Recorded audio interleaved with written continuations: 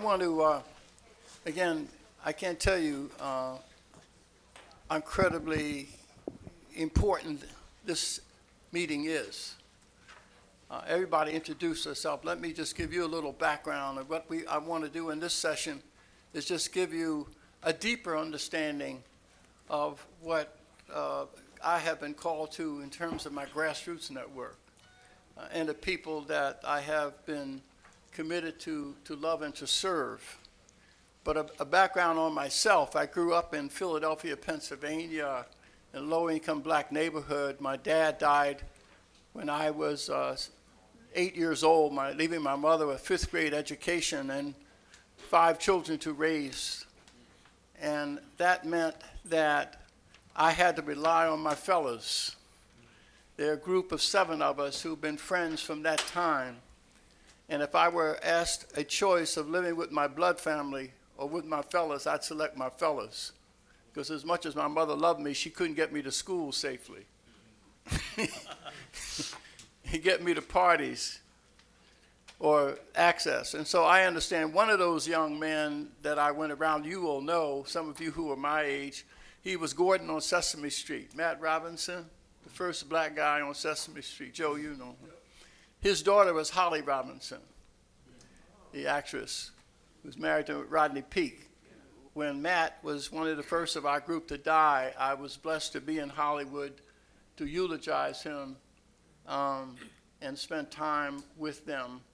But that goes to, so I appreciate, and when they were a year older than me, they dropped out of, they graduated, which meant I was a year younger, so therefore they were all gone. I was unaffiliated, and you don't survive in my neighborhood being unaffiliated.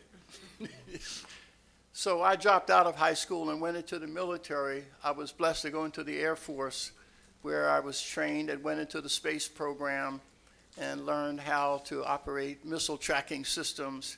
And at a time in segregated South, I went trained in Mississippi in the 50s, and then Florida as a permanent base where it was segregated. And after 2 years of doing what young men do in the military, I decided that I've got to get my education. So I got my GED, and I took courses at University of Miami when I couldn't go on campus because of my color. And so the Air Force had extension courses on the base. And so I have 9 credits from University of Miami at a time when I couldn't even attend the campus. So I know what racism looks like face to face in there. But still, there were always people, white, black, who were in it but not of it. And so when I got out, I went into to college, but thank God we didn't have affirmative action, because they would have insisted that I go right to University of Penn, and I'd have been over my head, because I had not read a book cover to cover when I started college. And therefore, I went to a small black college where I got some professors who took me by the hand and gave me extra work, and I was able to graduate and then earn a full scholarship to University of Pennsylvania. But because I was prepared, we were 12 veterans admitted to college on academic probation because our SAT scores were so low. But then half of us made the dean's list the first year. So I understand how, as Glenn said, how affirmative action can destroy you with the helping hand. You got to participate at the level at which you are prepared. And then once you do become prepared, you can walk through the doors of opportunity. Well, just to move ahead, I got active in the civil rights movement. I worked in a juvenile jail for 3 years when I was getting my undergraduate degree, working with young people that I grew up with. We were locked behind 3 doors with 65 juveniles. There were 2 of us. And I fell in love with those kids. I had a burning bush experience when I didn't know what a burning bush was. Of the kids. There were 6 of them that I would have adopted if I had the money to do so. That they were a victim of their circumstances, but their attitude and values were right, but they were just living in the wrong place. And so, but there were some who were crazy, who was going to be in jail and needed to be in jail. So there's always that reality But I got involved in the civil rights movement at age 25. I deposed a 40-year-old local civil rights leader in Barrett Rustin's town of Westchester, Pennsylvania. And so here I am at 25 leading a civil rights organization as a young man. But I became disenchanted when I realized that we picketed for 4 months outside of a pharmaceutical company, and when they desegregated, they hired 9 black PhD chemists, and we asked them to join our movement. They said we got these jobs because we were qualified, not because what you all did. I realized a severe class division in the civil rights movement, and I realized at that point that I was in the wrong struggle. And I was against forced busing for integration, because I believe that we should have argued that separate is strategically unequal, not inherently unequal. When you say something is inherently unequal, it means that anything is all black is all bad. Mm-hmm. And I remember debating Julius Chambers, who's a black PhD from Harvard, before the New York Bar Association, Glenn, on the whole issue of integration versus desegregation. And I remember 3/4 of the way to the debate, I said, Julius, if we have 2 circumstances, circumstance A, where it's all black and there's a presence of excellence, and situation B, where there's integrated but there's diminished excellence, where should we send our children? He said to B. I said, then this debate is over. There's no debate. If you fundamentally believe that race trumps excellence, that's a huge problem. And that has been the core of why I left the movement and began to work on behalf of low-income people of all races. Dr. King said, what good does it do to have the opportunity to eat in a restaurant of your choice and live in the neighborhood of your choosing if you don't have the means to do that? And means doesn't just mean money. Means also means the proper attitude about yourself and the challenges that you face. And so I took that attitude out into the marketplace, and that put me at odds with the civil rights movement, because the movement that I serve has been corrupted and has become a race grievance industry, and it occurred at a time when the poverty monies were flowing, and we spent $22 trillion over the last 6 decades on programs where 70 cents of every dollar goes not to the poor, but those who serve poor people. They ask not what's problem solvable, which one is fundable. And so we have created a commodity out of poor people, and we have created a commodity out of poor black people. And so we have a whole industry now that is extending that, and the way they get away with it is to convince the people in those communities that their problem has not to do with the corrupt leadership that has run these cities for the past 40 years, but institutional forces that are external to the community. So we have 1619 now, which really is an extension of this hustle, where we say to the very people who are suffering the most that even though in St. Louis this year, there's 16 children under the age of 16 who were killed in a 3-month period and only 1 arrest. And this is happening all over the country. And so what the people on the left do, they say the problems then facing this community is institutional racism, and now the police are an extension of that oppressive system, even though the police patrolling are black, the prosecutors prosecuting are black, and the judges are black, and also everybody in the process. They say, well, that has nothing to do with it because white folks are so powerful that they can exercise control over you. I got to find that white remote control y'all got. There's got to be a remote control device somewhere that you all can just point and push a button and cause us to kill ourselves, miseducate ourselves, poorly house ourselves, have babies out of wedlock. Because it's not our fault. And this is the challenge that we have of 1619, to wake people up. And so that's why that this movement of you all, and the other thing that we want to do and to accomplish is that it's not enough to provide information. Information alone does not change things. When the servants of John the Baptist came to Jesus and said, "Are you the one, or so we seek another?" Jesus didn't pull out a white paper or his resume and say, "Wasn't I born on Christmas?" Didn't the angel of the Lord come to you?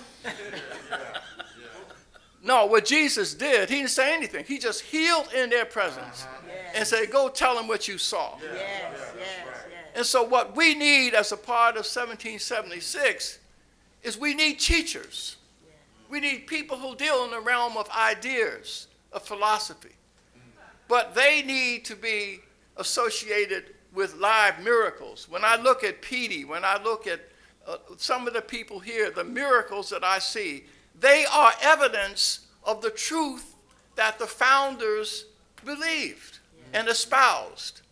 So they are living testaments to the truth of the philosophy, to the truth of the values, to the truth and validity of the virtues. And so part of what we are trying to do here by bringing two groups of people together is to provide evidence for the values that we say we live. So when people want to know, as Jesus, "Are you the one, do we seek another?" we can point to Gary Wyatt. We can point to Petey. Say Petey was on his way to jail, or he was on his way to the grave. But ask him whether or not these values of self-determination are important. And so part of what 1776, the challenge that we have by bringing people who deal in the realm of ideas and people who implement ideas is we bring a united front, a sense of family. And what you saw at breakfast this morning, Carrie, is you are in a family. And so what I want you to do is to share your understanding of what our challenge is. But before doing something, let me take you a little deeper into what you heard this morning, of how deep these relationships are. 18 years ago, my son was killed in an accident. He was in the Bush administration, a tragic accident. My wife and I were the first on the scene, and we saw him pulled from his car. And I just screamed. But what I also know is that within 6 months, Carl Hardrick lost his son to an accident. And then 2 months after that, Cordelia Taylor's son hanged himself on his 35th birthday, living next door to his mother. And so that meant that I had to go to Carl's. We had to bury Akil. And then Cordelia asked me to come and spend the night with her, and her 16-year-old granddaughter stayed in the house with us. And we stayed up all night and we talked. And I said to Cordelia, I said, "Did you see the movie Saving Private Ryan?" She said, "Yeah." And do you remember when Tom Hanks got to that moment when he said, when his platoon wanted to mutiny and go back, he said, "Listen, I'm not a hero, I'm a teacher, but I have my orders. I don't understand them, why it's important for me to save Private Ryan, but I have my orders and I'm going to be faithful to that." And he grabbed his helmet and grabbed his rifle. He said, "If you all want to go back, go ahead, I'm not even going to say it." And he just grabbed his helmet and he walked out. And then his platoon followed him. I said, "You have a challenge at this moment, and this is for all of us. Everybody will understand why you are remaining in your foxhole of grief. And they will accept it. But it means that God will go next door and use somebody else. And the question for you, do you want God to use you? Or do you want to stay in your foxhole of grief? That's the question for all of us. And she said, "I want God to use me." Then I said, "Put away all his memorabilia. Send to his friend all of his stuff. Put your furniture back in place. Get rid of the flowers and go back to work." And the next day she did that. and everything changed. We also know that, so that brokenness, but when my son died, when Carl talked about how these young brothers, Steve saved him, when my son died, I felt hopeless. Pastor Shirley came with her group and served food at the memorial service.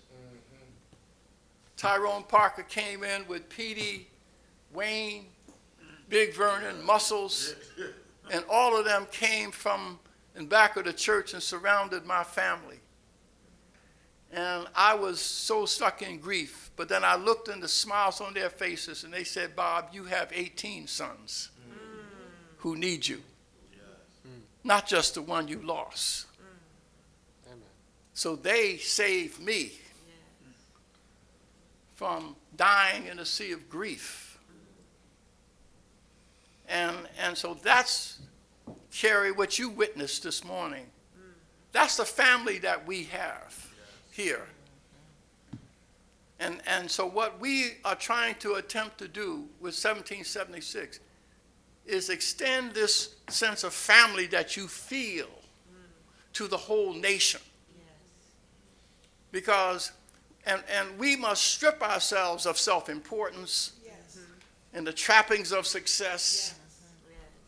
So, and this whole issue of race, you ain't no white junkie, you a junkie.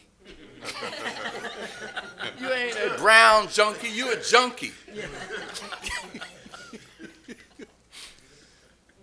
And what unites all of us, which enables us to come together now, is our brokenness and our triumph and redemption over our brokenness. And this is what the country has to feel.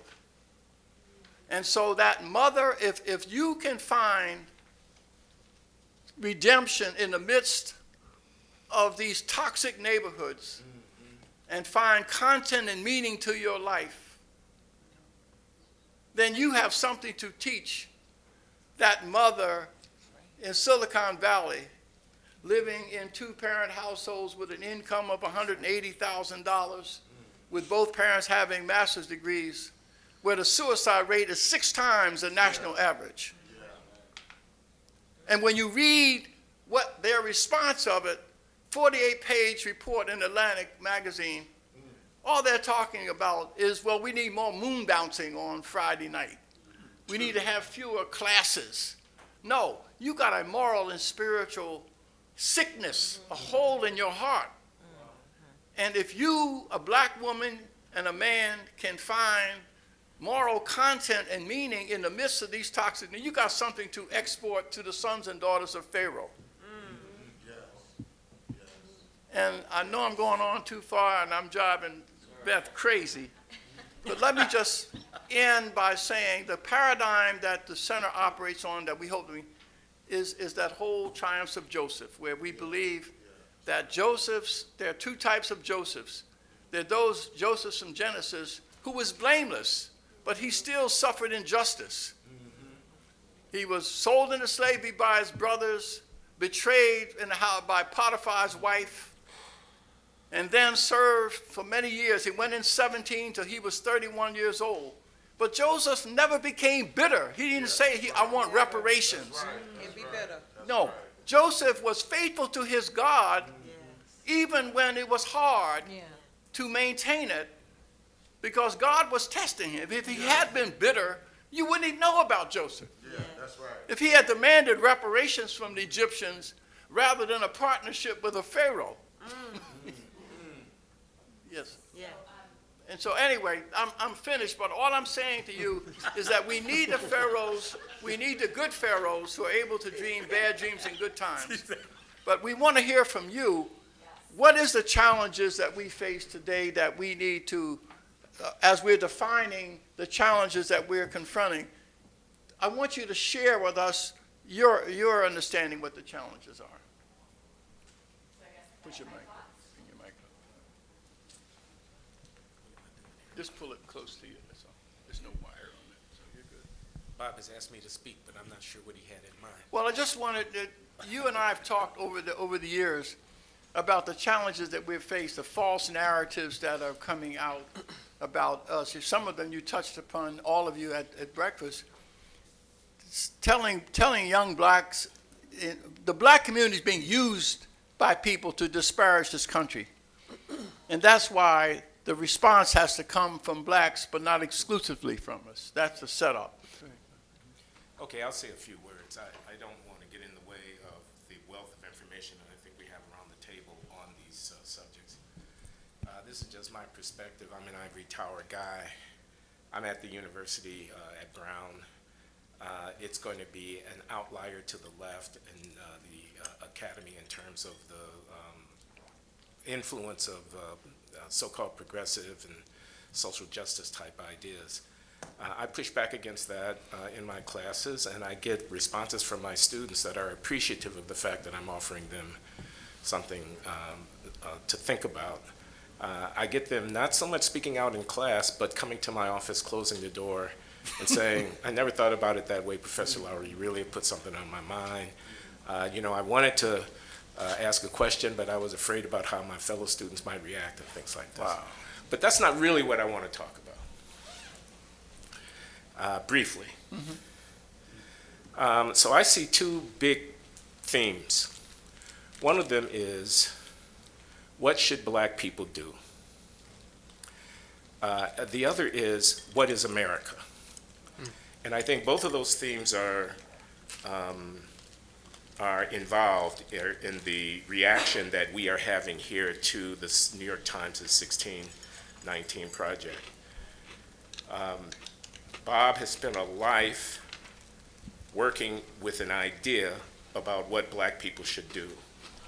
It's an empowerment idea. I still remember that essay of Peter Berger and Richard John Newhouse that came out of the American Enterprise Institute publication in the late 1970s, if I'm not mistaken, called To Empower People, which talked about intermediary institutions that were between the family and the state, that were autonomous, that were spontaneous, that were rooted in religion and in culture and in community, and that would be a very important component of any strategy about how to deal with poverty and disadvantage and whatnot, not just about race, but much more broadly. This question for African Americans is very much at play, even at this very moment, because of some of the things I was remarking about earlier this morning, the disparities and disadvantage and inequalities that are characteristic of the experience of African American states. So what should black people do? You have Martin Luther King, you have this idea, the Magnificent Promissory Note, you have this notion of belief in America, and you have on the other side of that a very different narrative, a narrative of reparations and so on and so on. But I don't want to get too political here. I just want to focus on the distinction that I want to draw between the question that confronts African Americans, what way forward, what should we do, what is the path to empowerment, and what is America? Because I agree with what Bob just said, that some of what's happening is a use of the grievances of African Americans to discredit the American project. The idea that 1770, this is the idea that I get from reading the New York Times collection. 1776 is it's hype. Don't believe the hype. They tell you it's about enlightenment and natural rights and liberalism in the small L sense, the autonomy of the individual, about freedom and whatnot. All persons are created equal. They tell you that's what it's about, but that's not really what it's about. It's about white supremacy, and it's about the rapacious capitalism, and it's about the preservation of slavery and whatnot. The country is breaking its arm, patting itself on the back, and there's no justification for that because it's really not a city on a hill. It's not a light unto the nations. In fact, it's a corrupt, racist, repressive, exterminated the Native Americans, stole their land, crime against humanity. I put it strongly, but this is really the spirit of what's being said. And And the experience of African Americans is offered up as Exhibit A in the case against the idea that America is a great nation, that the realization of democracy and freedom here in this land is indeed a light unto the world, and so forth and so on. So these two things are at play. What should black people do? How are we to think about our condition now? Which are the ways forward? How shall we address the challenges that confront us and our children and our grandchildren? What is our purpose? What is our calling? It's one set of questions, and another set of questions is, what is America? We have the contemporary, sharply partisan division of the country now. John Wood is here. Better Angels addresses itself to trying to heal that breach in one way or another, and a lot of us around the table are very concerned about the future of our country. And I think race is a central element of that thing. Donald Trump is a racist. The President of the United States is a hateful racist. This is not a brief for Donald Trump, but I have to tell you, it concerns me greatly that we look at the tribune of an electoral college majority of this country. I'm talking about Donald Trump. I'm talking about Donald Trump. He got elected. There are millions, tens of millions of people who like the idea that he's pro-Second Amendment, who like the idea that he's pro-life, who like the idea that he wants a border on the south of this country, and so forth and so on. They are feeling empowered by his election. Are they indeed the enemies of the aspirations of black people? Have black people to understand ourselves as implacably opposed to the political will of a majority of our citizens? Is there no conversation to be had across that divide? That's not a healthy circumstance for our country, I think. Anyway, I'm going to get myself into hot water if I continue to talk in this vein. This is a place to get in hot water. I'm not even exactly sure what the point is. I'm only trying to give voice to a sense of disquiet. I feel like the political conversation is off the rails. And I worry about the racialized polarization of that conversation. I worry about the idea that my children, well, my grandchildren, because my children in their 40s and 50s, the oldest of my children, I worry about the fact that my grandchildren are being taught to hate their country. They're being taught that if they see a police car, they're supposed to run for cover. They're being told that because of the color of their skin, they can't expect to receive a warm and loving reception in any other institutions that are not themselves black. They're being told how to vote and how to think. So, okay, Bob made me speak and I spoke. Eloquently. Paul, you want to comment? I'm glad you got in hot water because I'm going to get in steaming water here. You know, I think the bottom line is this country is founded on Christian principles. And from what I understand, being a pastor myself in an area that is diversified, it's still seen as the black church, the white church, the Hispanic church. I'm like, where's that in the Bible? And so we're known not as a black church, white church, or Hispanic church. We're just known as that church. Because there's a pastor over there that's got tattoos, and he's got black people in his congregation, he's got Hispanics in his congregation, he's got white people in his congregation. And we focus on helping and loving people where they're at. Whether they're black, white, Hispanic.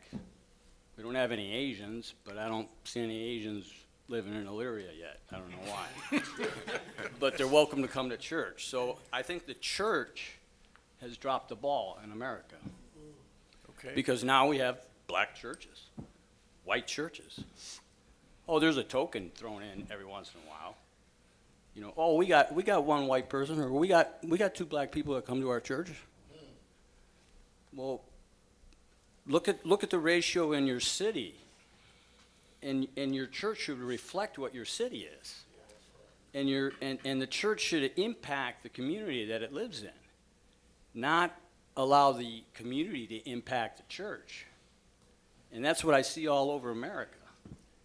And I think the church has to take responsibility, because we fall into this category of, Well, I'll tell you what, I'm pro-Second Amendment. I'm pro-life. Why? Because the Bible says so. I'm pro-people, whether you're born again or not. Why? Because the Bible says so. I don't allow, what do they call it, Republicans or Democrats or whatever to determine what I am supposed to believe. I allow the Word of God. Maybe I'm wrong in that. I don't know, but I know that when I was a junkie, I would believe anything you told me to get some heroin. Yeah. And if you told me to go rob a black person, I'd rob a black person. You told me to go rob a white person, I'd go rob a white person. Color meant nothing to me. But then you got the church that says, well, you know, we got to have this, we got to have that, and it's based on, because, can I be real here? Yes. The first time I met Bob, I was asked by an African-American pastor, would you like to be involved, 2012, would you like to sit down with Paul Ryan at a round table? I didn't even know who Paul Ryan was. We were coming out from a community in Elyria called Wilkes, and we had been ministering to about 100 kids, the majority of them black, but we didn't see them as black. We saw them as kids in need. And we were in an area where white people would not go. We had white people telling us, oh, you don't want to go there. I'm like, I'll go anywhere I want. I did when I was high. I'll do when I got Jesus inside me now. And so we're driving home, and this African-American pastor calls me, and he says, would you be willing to do this? And I go to Cindy, I says, who is Paul Ryan? And she said, I think he's running with Mitt Romney. I said, oh, crap. Because I'm not into politics. But for whatever reason, I know the reason now, I says, yeah, I'll sit down with him. And Secret Service wouldn't even let me in. Bob Woodson had to come and tell them that I was really with the group. You know why? Because I got tattoos, and they assumed all pastors have suits on. Well, this pastor didn't have a suit on, and I drove my Harley down there with ape hangers. But who says in the Bible that you got to wear a suit if you're a pastor?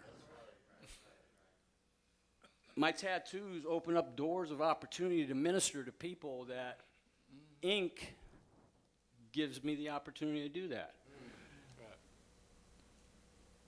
Yeah, we can be law-based or we could be grace-based.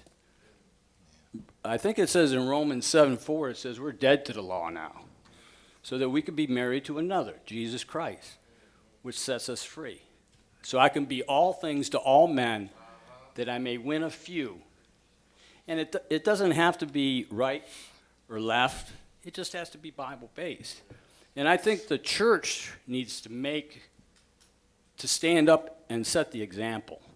And the church remains silent because that's the political thing to do. And just again, a footnote to that, when we had that session where I brought 20 grassroots leaders to meet with Paul Ryan, and he had a security force with him, and they had to do background checks. And Paul's staff called me and said, Bob, 3 of these people have criminal records. I said, I thought all of them did. This is, you know, real quick, this is the point I was getting to. Because I asked that pastor, I said, and this might get some of you upset with me. I says, are you going to be there? Because he's a good friend of mine. He goes, no, I can't be there. So what do you mean you can't be there? If I went there, he goes, I'd lose my congregation. I was like, what? He goes, yeah. He goes, I'm just being real with you. That's when I started to learn what politics and church is. And it's based on color. And we just go along with it. Right. But just to close this out, the fact that we were sitting around this table And because the people were dressed the way they were and what the Secret Service was really uptight when we were in the room sitting around with Paul Ryan. And I'll never forget it. When he heard the testimony of the people around the table, you could see them soften. And Paul Gradell asked me, could we put our hands on Paul and pray for him? And he did. At the end of the meeting, Paul put his hand, we all got around and prayed. There were tears in the eyes of all of the Secret Service agents.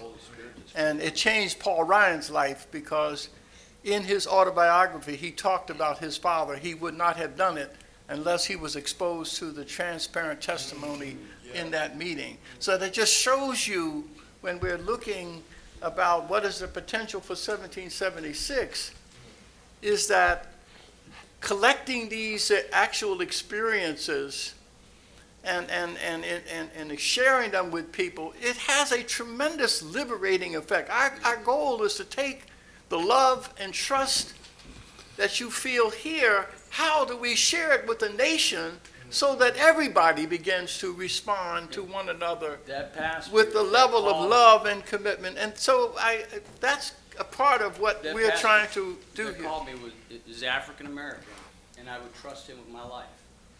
And he's a former drug dealer. He was a former member cocaine importer from Michigan. You know, he understands what loyalty is to each other, and that's what I'm looking for, people that are loyal. I don't care what color skin you have. Any other comment? Yes, Talib. Well, Give your name. Talib Starks, and I agree with Paul. Paul, about the black church, the church period. But I say black church because of being in Philadelphia, the black church reigns supreme, and it's to the point where everyone is they're so heavenly bound that they're no earthly good. Then I listen to Sister Shirley, what she does, and that's far and few between in Philadelphia, because you got these mega churches with the big parking lots and the seemingly dress code if you want to get in. Right. And it becomes this about the optics with the church as opposed to the groundwork. And like I said, I'm sure there are other smaller churches that do the work, but the fact that, you know, these mega churches are like Targets and Walmarts that come in and they knock the power out of the mom and pop little churches for status. And they also serve as from what and we're family, right? So family can feud. We can have some difference of opinion here. But they also serve as grievance extensions to the racial grievance industry, where if your local politician isn't a member of this church or isn't homeboys with the pastor may not give his blessing. Okay, so you know what I'm talking about. Right on. So that happens a lot. You get, and then it's Philadelphia, where it's it's a Democratic run city, and it's probably going to be that way for the foreseeable future. So we'll stay. To enter into that space with an ideology that breaks the spell of liberalism, and most churches are conservative, and that's what's so mind-boggling, is that most churches are conservative, but they lean towards the liberal policies. So if you were to point that out, you become the lightning rod, so to speak, and that has happened to me. So to bring it back home, I believe that the church has dropped the ball, and faith is the glue. If you look at before the Great Society, when black people were in abject poverty, but yet and still we understood that being poor is no excuse for poor behavior. No. And faith helped instill that. Right. And so if we're going to solve some of the problem, we have to put the church back on the pedestal. It has to be that beacon of light. This is a good segue into the next section, because you're right. We have to destroy some of the myths. Poverty has never been associated with bad behavior. until the 1960s. Right. You didn't hear people who were sharecroppers robbing banks. So it has never been associated, nor has higher or middle classness exempt people from corrupt behavior or robbing people. In one sense, you're better off with a burglar than you are an embezzler. Because all a burglar takes is what's in your house, and the embezzler takes all you've collected all your life. And so that's what happens when you have moral theft going on. And that's what those folks are doing when you convince people that they have no control over their life, that their destiny is determined by what somebody else is doing who doesn't like you or in fact hates you. And so that's the challenge that 1770 we have, and I want that down on the record, is how do we confront that?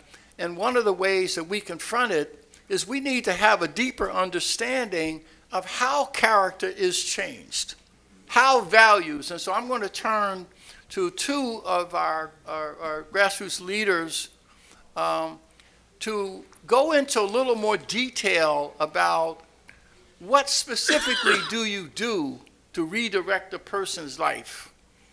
I said that there are four categories of poor people. They're one who are just broke. You give them money or opportunity, they will walk through the doors. The second category are people who see barriers. If I get a job, I'm going to lose daycare. So if you take away the perverse incentives, they will change. But their character's right. Third category is the people who are physically or mentally disabled. We got to find a way. But the fourth category is where the Woodson Center and you are the people who are poor because of the values they practice, the chances they take, and the choices that they make. Giving opportunity to them would injure them with the helping hand. It's like the prodigal son had to come home and confess to his dad, but if the dad had rushed to the bar and given him the cloak and the ring and the sandals, it would have been a validation for this crazy life he was living. And so I'd like for Pastor Webster and also John Ponder to take us a little bit into how do you handle people in category 4 who come to you all messed up, and what do you do? Well, thanks, Bob. And again, I'm grateful to be here. I am only here because of Bob. I speak quite a bit. And I want to say, first of all, to the earlier question that was posed on the table about the challenges that we see facing us today.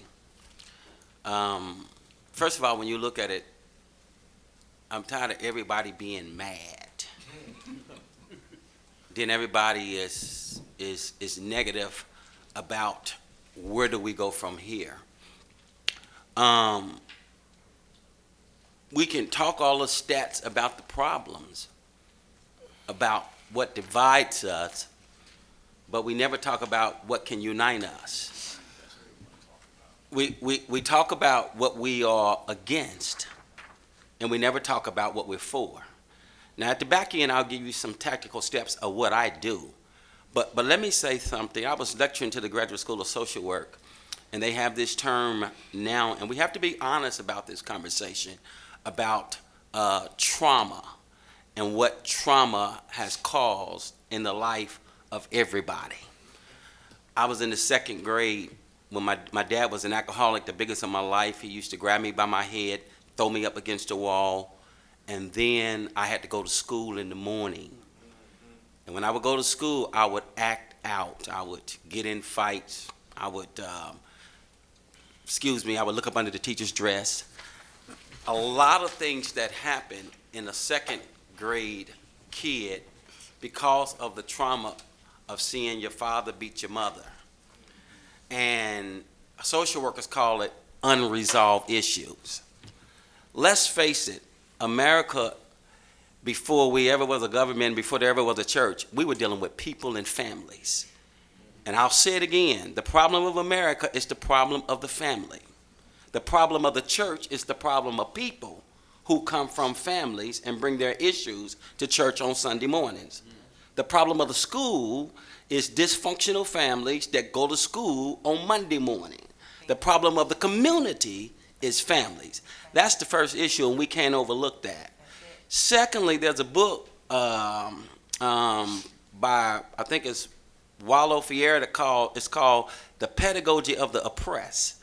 And in that book, he talks about how sometimes the people who are oppressed, they learn the behavior of the oppressor. Some things are caught, but some things are taught.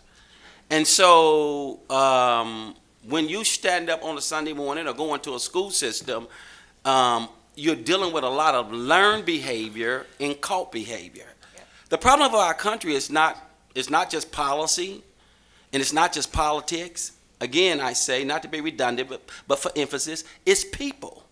And we have to get back to how do we find ways to change people or flip the narrative. I was in a discussion about this big company called H&M. And H&M had a big clothing design company, and it was a big racial divide over that. They had took a African-American boy and put him in a hoodie and wrote on front of it, "The Monkey in the Jungle." And so I was called to speak at a conference about this whole issue of why you take this black boy and put a hood on him and call him the monkey in the jungle. And I said to them, I said, you know what? We can be mad. Some of us are sad. But LeBron James tweeted, and I like the tweet that he put out. He said, instead of us calling this boy a monkey in the jungle, why don't we just put a crown on his head and flip the narrative and call him a king? Now watch this. Even though we call him a king, the next step is, and this is where John and I come in, how do you teach him how to be a king? How do you take the boy who was myself, my teacher told my mom to send me to see a psychiatrist, then she failed me and put me back in the same class, and that was a Caucasian teacher. But it was another Caucasian teacher that came around and said to me, Daryl, you have value. Daryl, you got to believe in yourself, and I believe in you. And I've excelled since then. So I don't think our issue is not primarily just a race issue. That we do have those issues. And you can't help the hand that you're dealt, but you can play it. And so what John and I do, what I've been doing for the last 15 years, I've been pastoring for now about 30 years. Been married to my wife 35 years. I know what it means to have the left promise you stuff and you don't get, and I know what it means to have the right to promise you stuff that you don't get. And so I'm kind of like the Good Samaritan. If we're going to really reach people, let me give you 3 ways to do it. First of all, you got to see the need. And that doesn't mean see the need with eyesight. Eyesight is only 20/20, and it doesn't mean that you have perfect eyesight. You got to see the need with insight. And insight means being able to see behind what you really see, and that's to be able to see what, not asking why things are happening, but what causes things to happen. And then, you know, there's research for all of the researchers that are out here and academicians that tells us about whether it's poverty, whether it's fatherless homes, whether it's a consumerism, whether it's debt. It all speaks to why things happen, but what can we do? First of all, see the need. And since I'm a preacher, there's a great verse in the Bible with the story of the Good Samaritan. The Good Samaritan was on the road and he saw a man down. Now, you know, there's two or three people in that story. The priest came along, and those were the people who were supposed to help them. And you know what they did? They crossed to the other side of the road. There are people who have the positions, but they cross to the other side of the road. There are people who make policies, but they cross to the other side of the road. You got to see the need, but then here's what will help you to reach the need. You got to feel the need. The Good Samaritan, he saw the need and he felt the need. Some of us can talk right but walk left because we see it and we don't feel it. And sometimes you can't feel it if you don't live where people live. So he saw the need, he felt the need, but guess what he did? Then he touched the need. And every day, contrary to popular opinion, my church is located in one of the worst zip codes in the city of Indianapolis, 46218. The average person makes no more than $10,000 to $20,000 a year. the people who live in that neighborhood, the majority of them are single parent households. And so we decided to stay in that neighborhood and make a change. And how I started it, I saw the need, I felt it, and I touched it. But you know what else I did? I didn't call the government for money. I started where I was, and I used what I had. And I started meeting boys and men at first at 5:45 a.m. in the morning.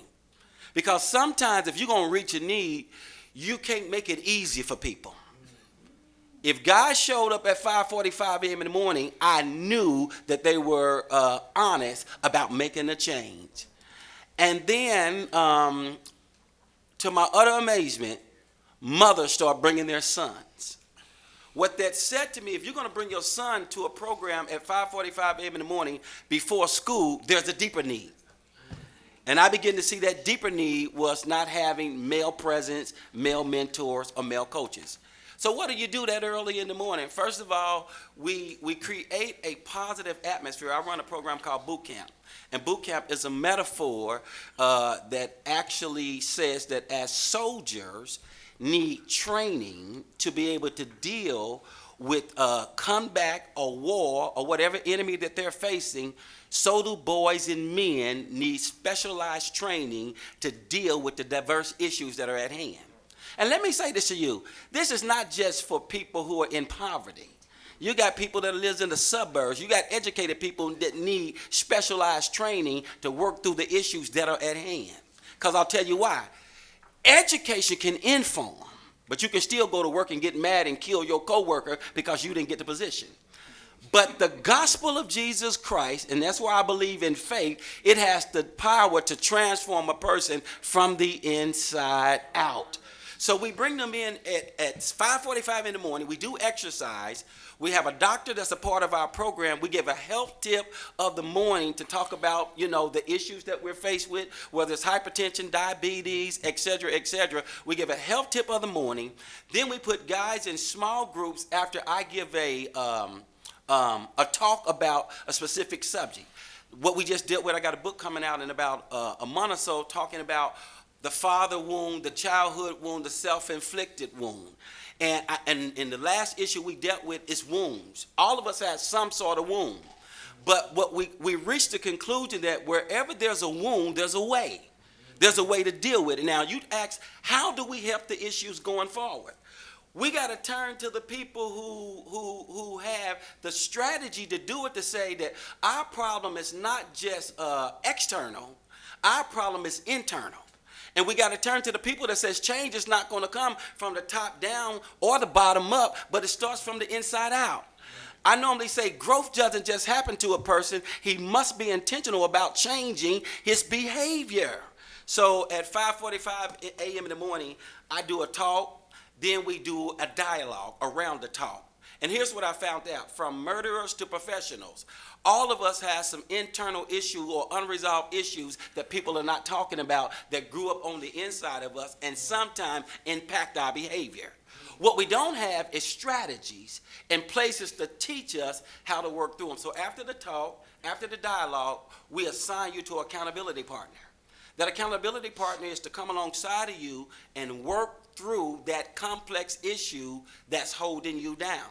Now, along with that, we had to build out transitional houses, because some of the guys, when they come to our program, and we say to the guys who have money in the program, if you've been helped, you should have a responsibility to give back and help this program. So we opened up a transitional house just a month ago for guys who are coming out of the prison system. Why the prison system? Because my program is heard on Focus on the Family. And I had the superintendent and the commissioner to invite me into the prison system to say, hey, if you can change people and add character to them before they go to prison, how about helping guys before they get out of prison? And you say that we don't pastor multiracial churches. I tell them my multiracial church is in prison. Because in prison I got Hispanics, I got whites, I got all kinds. So that's my multiracial church. But my point I'm making is this. You got to start, I believe, with the character of that person. And here's what I learned when I went to the prison. Most of the guys are there, some of them can't read, some of them can't write. But then I also discovered that some of them are genius. But nobody came alongside of them and offered them a safe place to be able to give them therapy to work through their complex issues. That's transitional house. Secondly, after you got transitional houses, we had to create job opportunities. So I've been to the governor and I've said to him, I met with our last governor who's in office now. I won't call his name. And I said to him, I said, listen, you do have a responsibility, though, with taxpayers' money to come alongside of us if our program is working. And if we can show you the metrics that they're working, why not let our program come in and help versus your buddy? Because some of us have the solutions, we just don't get the funding because people, they hire their buddies or they wean us out because they say, well, you don't have the metrics. And when they get me at the table to say, show me the metrics, I said, I won't show you the metrics, I'll show you the people. Because people can trump arguments when they start talking about how they are transformed. From that, we not only that, we have job creation, whereby we come together and we become think tanks on how to create jobs. Let me give you this instance. He knows Kurt Moore.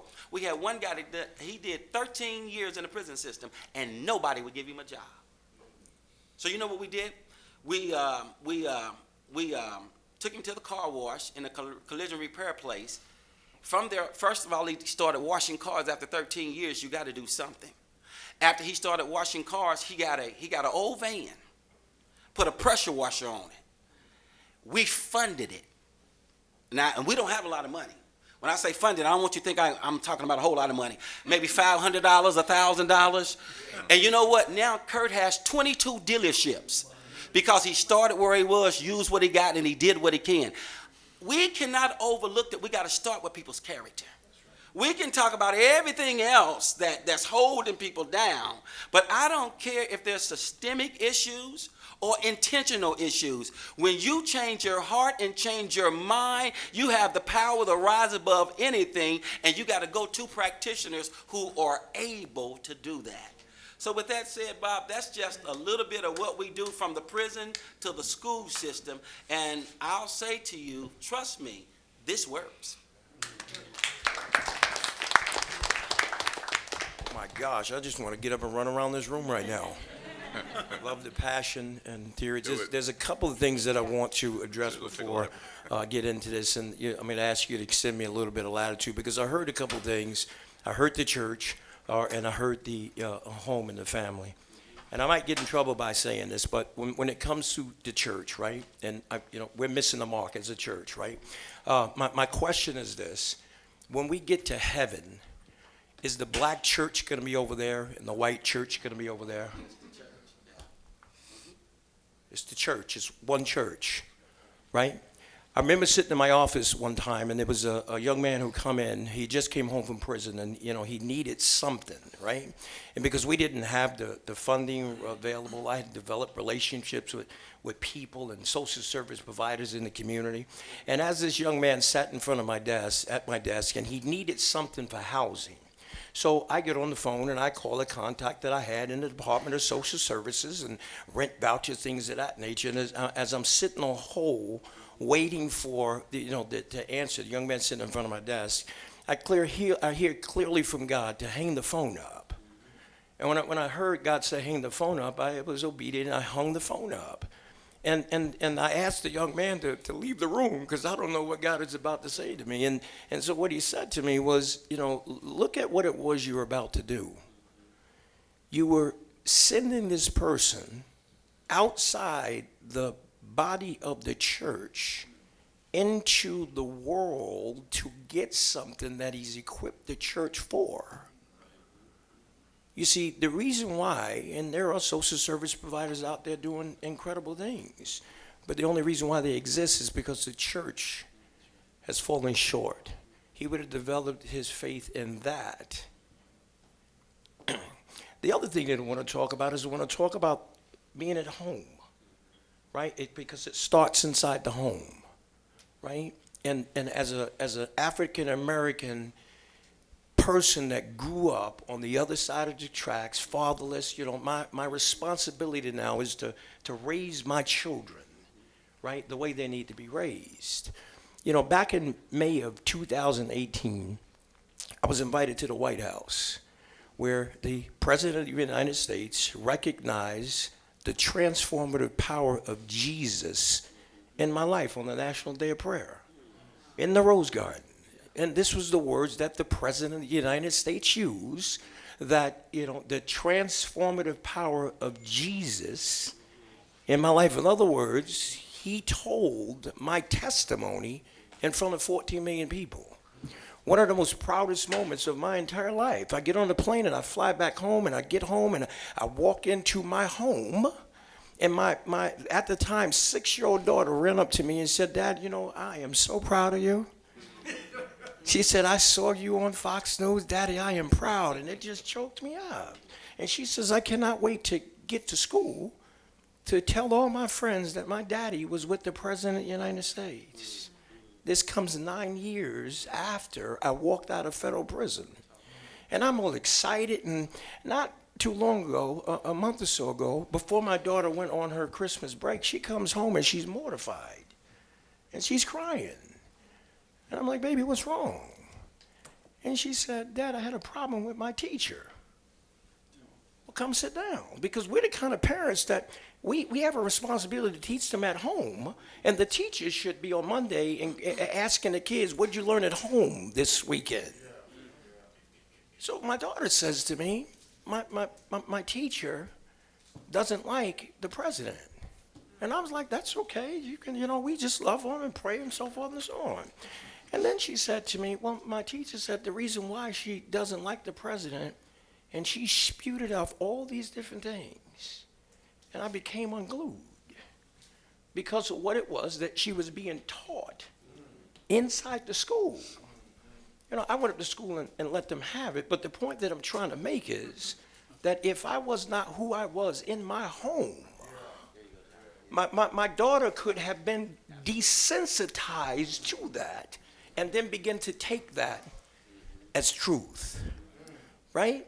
But it's our responsibility. So one of the things that we found our organization on is to helping men and women who have returned from prison to, number one, take their rightful positions in their home as the fathers and as the mothers and the sons and daughters that they were created to be. And if we miss the mark on that, then we miss the mark all the way around. We're wasting time, effort, energy, and resources. You see, the family, and I heard it from Pastor Webster, the home impacts the church. The church, watch this, it impacts the community. The community then impacts the state and so forth and so on, but it all must start at a home. And in the reentry population, where we have miserably missed the mark, is that we have not put a strong emphasis. And yes, we want people to go get jobs and all these different things, but what about them taking their rightful positions in their home to be able to raise up their family? So we want to put a strong emphasis on that. Right? And one of the things that our organization, praise God, we have become phenomenally successful in the area of helping people find employment. Right? As I spoke earlier today, our organization right now, we're sitting on more jobs than we can fill. We can't even fill them all. And they are not minimum wage jobs. They are jobs where people are earning phenomenal amounts of money. Some of the employers are like, "Man, can I fill an application now?" But we have to be able to teach them not only the financial literacy, so that when they get that really good paying job, that they're going to know how to, financially do those things, and so they can be able to take care of themselves, but more importantly, be able to take care of their family. Right? We have a component to where we start inside the prison, where we bring in all these incredible character and leadership, and we'll talk about that in a minute, but we bring the vocational training inside the prison, right? To where we bring everything and be able to train them, because the thing that we've discovered is, listen, the majority of people, they really want to change. They have no idea how to do it. So as a community, we've been telling people from this segment of the population to come home from prison and get back out in the community and become a productive member of the community. And they have no idea what that looks like. Or we tell men to take their rightful positions in the home as the man, as the father. And they had no healthy reference point in here of what that might look like and went about guessing at it. So we be able to train them all those things. And again, not only for them to be able to get that job and maintain that job, right, but be able to help them walk that out. You have to put a strong emphasis on changing the people's character. And as my dear friend Bob Woodson taught me a long time ago, he says that once the character has changed, the characteristics has to follow. Because if we don't address those things, then it doesn't matter what kind of job or what kind of support I'm getting them in, and we train them to operate a forklift, and they can do that job. But if the character hasn't changed, then they're going to be out in that job site at the Raiders Stadium working, trying to figure out how to get the lumber out the back door. But once people begin to see that, then they will have this perception of what formerly incarcerated. See, they're not going to change. John, Then would you the- give us a little of your personal journey? Because I think that's important. The other thing I want you to touch on is that John has a very unique effort there that the country needs, and that is he has developed a solid relationship between law enforcement and the minority community that I think is a model for the country. And so I wish you would share those two things with us. Sure. So first of all, grew up the product of a single-parent home in the streets of New York. Dad left home at a very early age, leaving my mom to raise 5 knucklehead boys and 1 knucklehead sister all by herself. So at an early age, the streets led me to the drugs led me to the gangs led me to the criminal activity, and that criminal activity led me to my very first set of handcuffs at 12 years old. At 12 years old, I grew up hating authority. I grew up hating the police. Don't be around me, this and that. You're out to get me, all these different things. Wind up going back and forth to prison. Did prison time in New York, prison time in Nevada. Then I got stretched out of the maximum security United States Federal Penitentiary behind 50-foot walls, where, for me, I came into a face-to-face encounter with Jesus. Jesus met me in a prison cell. I asked him to change my life, and unmistakably he did. And then when he saved my life, he turned me 180-degree turn in the other direction and put this burden on my heart to turn right back around and help the other men and women who are facing those same challenges I once had to face, to do everything I can to help to blow the doors off the hinges and keep it. You notice I didn't say open up doors. To blow doors off the hinges and to help to escort people up to the next level of life. And we have done that with great effectiveness. And how do we do that? We believe in unprecedented partnerships. And yes, we partnership with all the churches in the valley, because you have to bring all the churches together on one accord. And we have a partnership with the Las Vegas Metropolitan Police Department. And you see, I smile when I say that. Because never before in the history of reentry to this magnitude, nowhere on this planet, has law enforcement gotten this involved in mentoring and training people coming home from the prison system. The sheriff has given me over 85 police officers who are on fire for Jesus. And what it is that they do is just come in and they train. They mentor. And that relationship has caused such a win-win on both sides of the equation. Because if you think about it, our goal is to help men and women who are coming home from the prison system to get out in the community and to never reoffend again. So if they're going to never reoffend again, we need to develop in them a love and appreciation for the rules and regulations of the community. And the only way that that's going to happen is that we found that gets enhanced when they're in relationship with those who are upholding the law. And if you turn the corner on the other side, think about the win-win it's creating with law enforcement. Because it's helping men and women of law enforcement view people from this segment of the population who are truly fighting for a second chance from a whole different set of lenses. That relationship, as Bob said, has just caused a ripple effect across the United States of America. Let me tell you the reason why it is happening, right? In communities of color across this country, people do not trust the police. Absolutely. They don't trust police. Absolutely. Do you know why? Because they're not in relationship with them. You know, what relationship could you be in? Could you ever establish trust unless it's life rubbing up against life in the spirit of complete transparency? Out of that transparency, you know, we are no different from each other. There's no big you, little me. We go through the same thing, put our pants on the same way. Out of that transparency, it develops the relationship, and then out of that relationship, trust it gets established. Let me just say that nothing is more inspiring, and Beth has sat through it, to sit through one of his training seminars where you have people who've been out of jail for 30 days and cops come in and the cops share their personal testimony. One of them said that I was abused. I was homeless. My parents are homeless. I have a brother, a young black cop said, I've been a cop for 7 years. I have a brother who's been in prison for 7 years. He considered me my pig brother cop.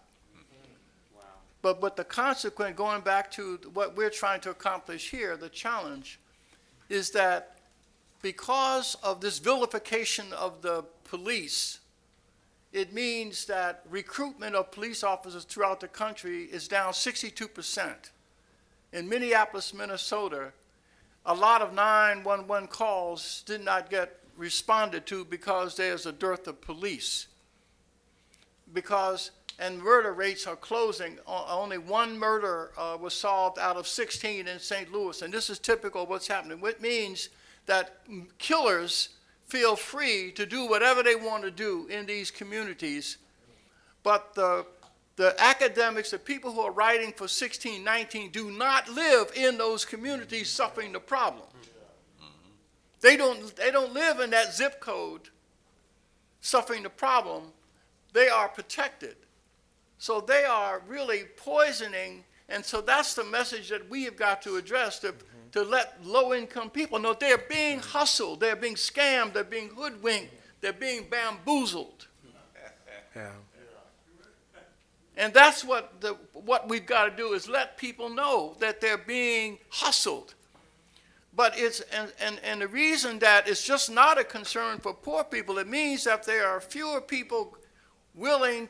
If America is being discouraged as being racist, why would I sign up for the military to defend a racist nation? Why would I want to become a member of law enforcement or first responders to protect a racist nation? That's the danger of it, that fewer people, and that means that if you're living in a white suburban community and you have a 911 call and there are not enough cops to respond, that ought to concern you enough to get involved in supporting 1776. So I just think we've got to make the connections to people who feel as if it's not their issues. The other problem is we cannot solve this through electoral politics. I don't care who is in power, whether it's the state, the mayor's office, or the presidency. Our culture is on fire and it's going down, and it's not going to be solved by writing a check to a political candidate. It's going to be investing in the kind of life-changing efforts, taking the model that John has in Las Vegas in terms of improving the relationship between the community and law enforcement. 1776 and the Woodson Center ought to be about publicizing it, learning from it, and promoting it to the whole nation and offering the nation as an antidote to this anti-police attitude that we have. So that is one specific thing that I hope we will report as a part of 1770, to improve the relationship of law enforcement, and also to encourage young people to enlist in the military to defend us. And so right now, I would like to have questions or comments. Please use the mic and ask your question or whatever statement.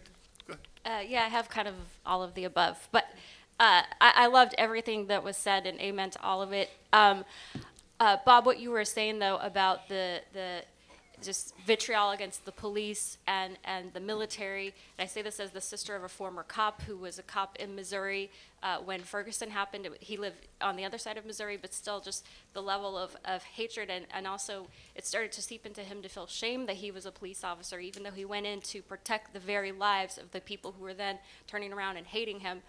But I think, and this is, maybe I'll get in hot water here too, and I'd love to hear people's thoughts about this, but I don't know that our country has come to terms, speaking of failure of the church, of what Jeremiah Wright did in terms of affecting the first black president, as you mentioned, Glenn, in breakfast, of what Jeremiah Wright did and sort of the ideology that Barack Obama thrust upon our country and why race relations went down. Because if you look at Gallup data on race relations in America, they were actually improving before Barack Obama took office.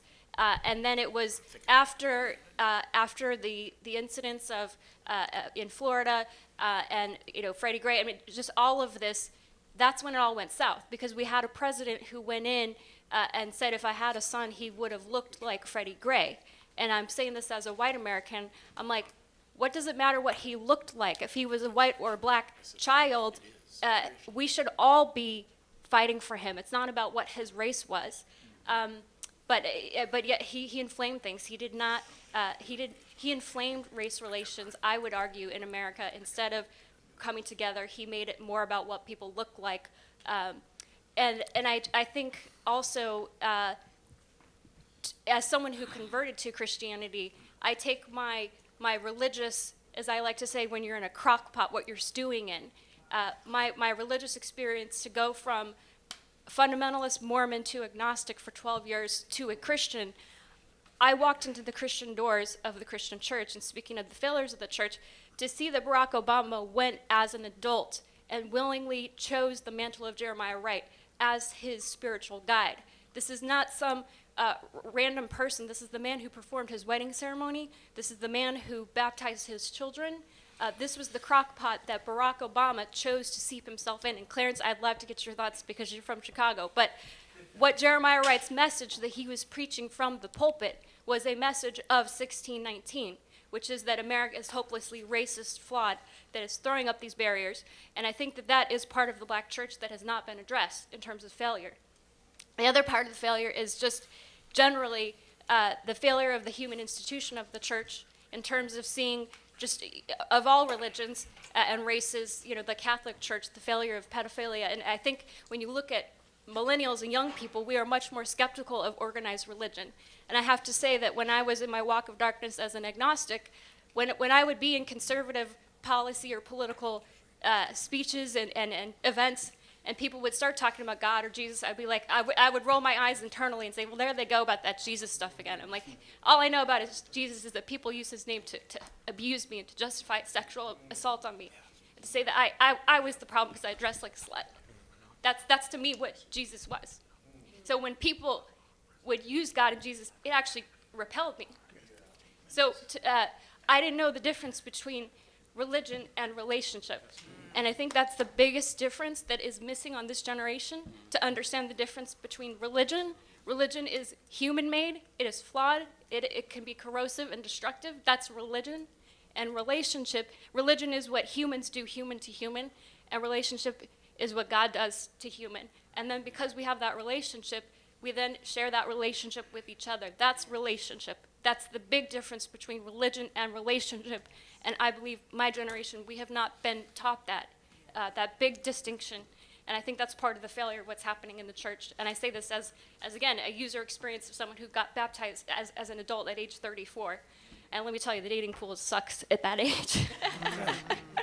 As a single Christian. But I also want to talk a little bit and get thoughts related to what you said, Bob, about finding partners. And I'm really glad that the work you're doing is reaching out also to white working class Americans, and to say that that struggle is the same. It doesn't matter if you were abused as a white child or a black child or a brown child. Abuse is abuse. And we all share those same struggles. And yes, it is more disproportionate in certain communities, but finding those shared people who have experienced those struggles is how we will grow. And that was Dr. King's message over and over, to find people across racial barrier lines. And I just want to point out, with my Mormon background, in terms of suppression, if you want to talk about suppression, I said this to a few of my black friends. Abraham Lincoln wanted to free your people, but he wanted to kill my people, the Mormons. And if you don't know much about Mormon history, it is a history of degradation and religious liberty in this country is a joke for my ancestors. My ancestors helped to co-found the Mormon Church. My great-great-great-great-great-great-grandmother was at the time, a famous Mormon surgeon and midwife. She saved the life of the third prophet, who went on to become the third prophet of the Mormon Church. The federal government, the reason the Mormons went to Utah, you might know this, it's because it wasn't even part of America. It was a territory. They were shoved out. In Missouri, it was legal to kill a Mormon until 1976 by executive order of the governor. So there are lots of stories of suppression, if you want to talk about, that is shared. And also, I also have Native American ancestry. We can talk about that suppression too. Good. Coleman, take the mic. Coleman Hughes, Yeah, I just wanted to, I have, is this on? you're on. You're good. Based on Carrie's remarks, I just wanted to share a little bit of my personal experience, having been someone who, when Trayvon Martin was killed in 2012, right? I was 16. I think I might have been the same age as Trayvon, actually. And I remember at that time, if you had asked me what I thought, I, like many sort of millennials, was very much caught up in the wave of feeling like I was realizing sort of for the first time that America was fundamentally racist. In 2014, when Michael Brown was killed in Ferguson, I was on Facebook, writing hashtag Black Lives Matter hashtags, and I feel if I put myself back in that mindset before I sort of did a lot of reading and thinking about issues more deeply, I think what sort of got me going there in that direction, and I assume that a lot of young people are, we're not that different. It wasn't Obama.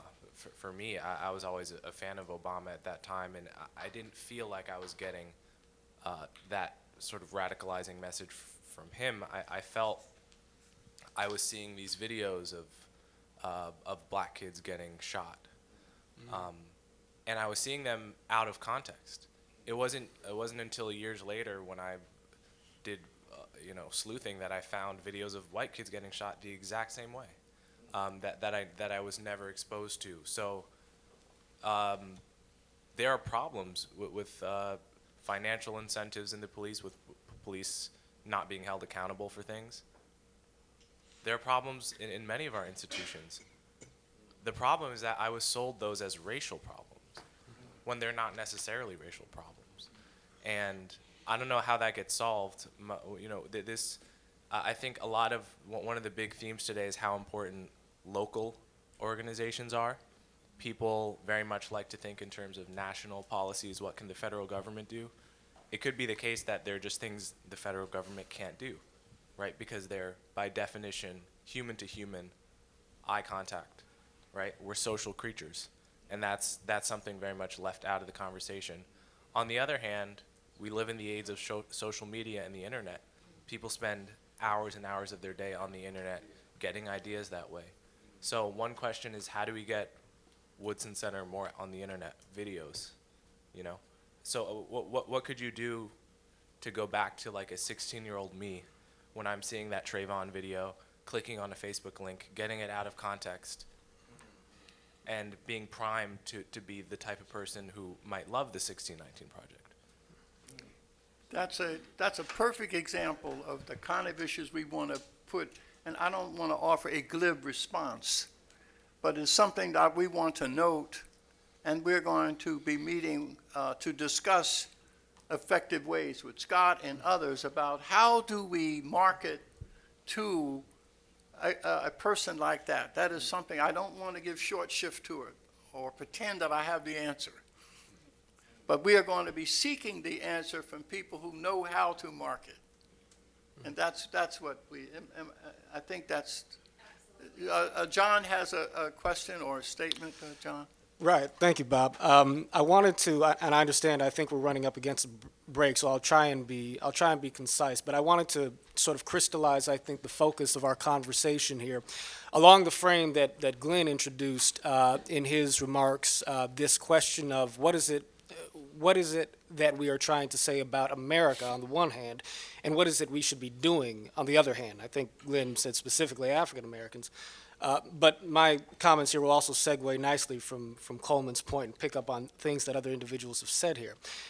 To my mind, when we look at the challenge facing us, we're looking at the fact that we have a culture in America that is predicated on a divisiveness baked into our racial politics, based into our partisan politics, that is amplified in our major institutions, in our universities, in our political parties, in a way that causes us to whittle down our sense of what it is to be a citizen in the United States of America merely to what party it is that we vote for and what it is we stand against. Pastor Webster, I take very much to heart your emphasis on us emphasizing the positive, what it is we affirmatively believe in. But the negative things that sort of corrupt our idea of what it is to be an American and how we relate to one another are bolstered by tremendous institutional influence in this country. Whereas the more constructive idea, the more unifying narrative of what it means to be an American is something that is demonstrated in the broadly dispersed efforts of community leaders and organizations such as what you gentlemen and many of the people sitting around this table represent, but are not consolidated in anything like a unified sort of institutional leadership framework, much less a broader cultural narrative about what binds our work together. We're all doing great things, but we're doing them as islands and not as a continent, shifting the larger cultural direction of the nation and of the African American community in particular. The way I envision the work of 1776, therefore, on a broader sort of strategic kind of basis, is essentially, I believe, to wed three components. On the one hand, we have a strong idea of what works in terms of what are the sorts of values of personal transformation and communal interaction that makes a person able to bring out the best in their fellow American and in their local community. On the other hand, we understand the fact that these values cannot influence the larger conversation in the United States of America and our understanding of ourselves unless there is an informational structure that is able to broadcast the fact that these stories are happening in inspiring ways so that people can tangibly believe in them, right? And so we need to wed the personal transformation that so many of you folks are describing and the work it leads to in local communities to a storytelling apparatus along the lines of Coleman's concern here that is able to broadcast a new set of messages to the American people in a way that empowers our movement in precisely the manner, or at least in an analogous manner, perhaps, to the way that the advent of new technology and media coverage was able to highlight the moral crusade of the civil rights and the nonviolent movement in the 1960s. And at the heart of that, I think that there needs to be an institutional center which is able to consider the interaction of all of these different elements and to provide conscientious strategic leadership to the interaction of this storytelling apparatus, to the connecting of community groups on the ground in a way that can provide solidified institutional leadership to the black community in America, and more broadly speaking, a larger sort of commitment to a new social direction for the United States of America. I'm hoping that that could be a lane that the Woodson Center, perhaps in partnership with other organizations and institutions, might fill. But I think that a blueprint along those lines is what we want to talk about crystallizing in this conference and in this gathering here today. So that's my statement. Brother Carl, who's that down? Grab the mic. Okay. Mm-hmm. Yeah, go ahead. Yeah, Ian. So I apologize in advance that I have to leave at 11:30. Okay. But when I read the 1619 project last summer, the special issue, I read several of the articles, and I understood the intentions of Nicole Hannah-Jones and some of the authors, because I think they believe they're playing this important role to reframe American history, and I disagreed with many of the points, but I thought that this is just a magazine issue, and it had no further aspirations. So it wasn't until about 2 months later that I saw that the Pulitzer Center has now developed lesson plans and school guides and teacher documents, and I realized that this actually is a diabolical It really is. plan, because schools are now adopting these lesson plans in their classrooms. I run a network of schools in the heart of the South Bronx and the Lower East Side of Manhattan, and I have teachers who now want to integrate the 1619 project into our social studies curriculum, into a whole host of activities, and I'm realizing there actually is a master plan on the other side that is taking the long view of educating the next generation to think very differently about the United States of America. Literally, in the document, in the lesson plan, the first lesson has the words, America was founded as a slavocracy, not a democracy. Right? So this is serious stuff. And so it's almost like we have to think, we have to fight fire with fire. And so That's right. I would strongly encourage our collective effort as one component at least, that a curriculum, I don't know if it's partnering with another media institution, but the New York Times is determined to fundamentally reframe how the next generation views the United States of America.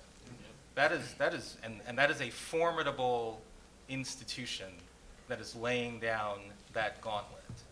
And so if we are serious, we have to create that same or stronger force against this, because the minds of our young people, like these decisions that we're talking about, character, it's really hard to change the character of 27, 28, 34, 35-year-olds to get them back on track. I run schools to get kids to get on the path in the first place.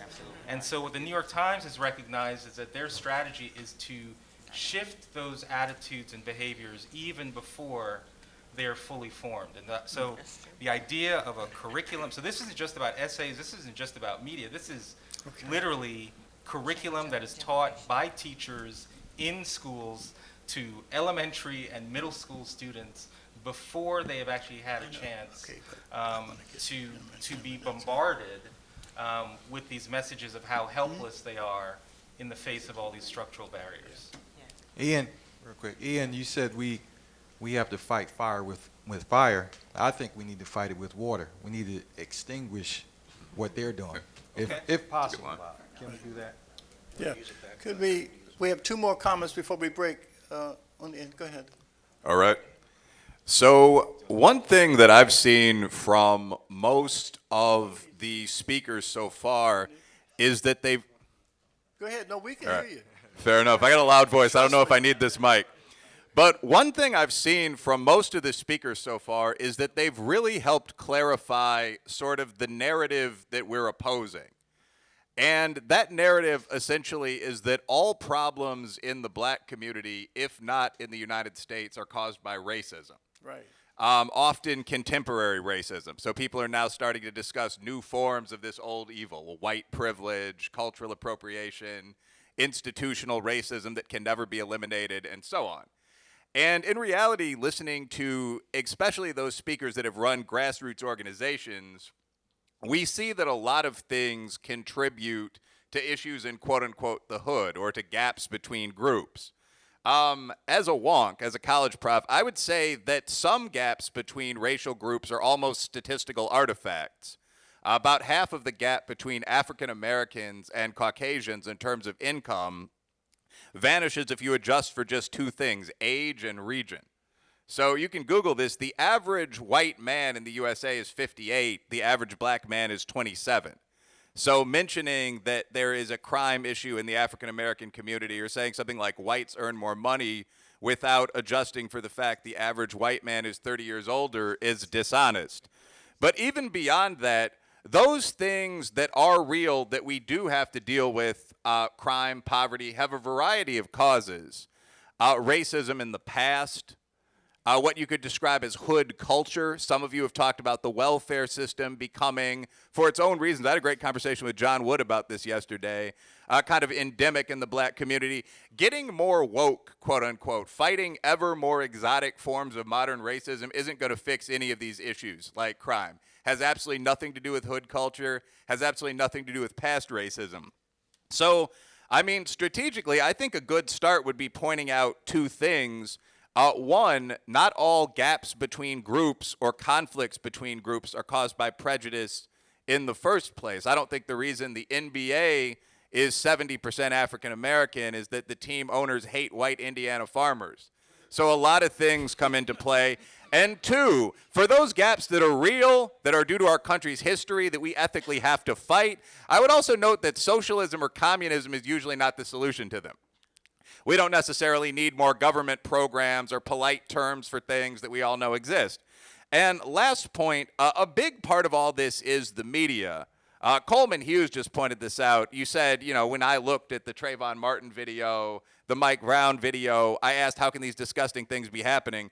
Reality, doing some research for my next book, I found out, as sir, you already said, that about 70% of the people shot by the police are Caucasian, they're whites or Hispanics.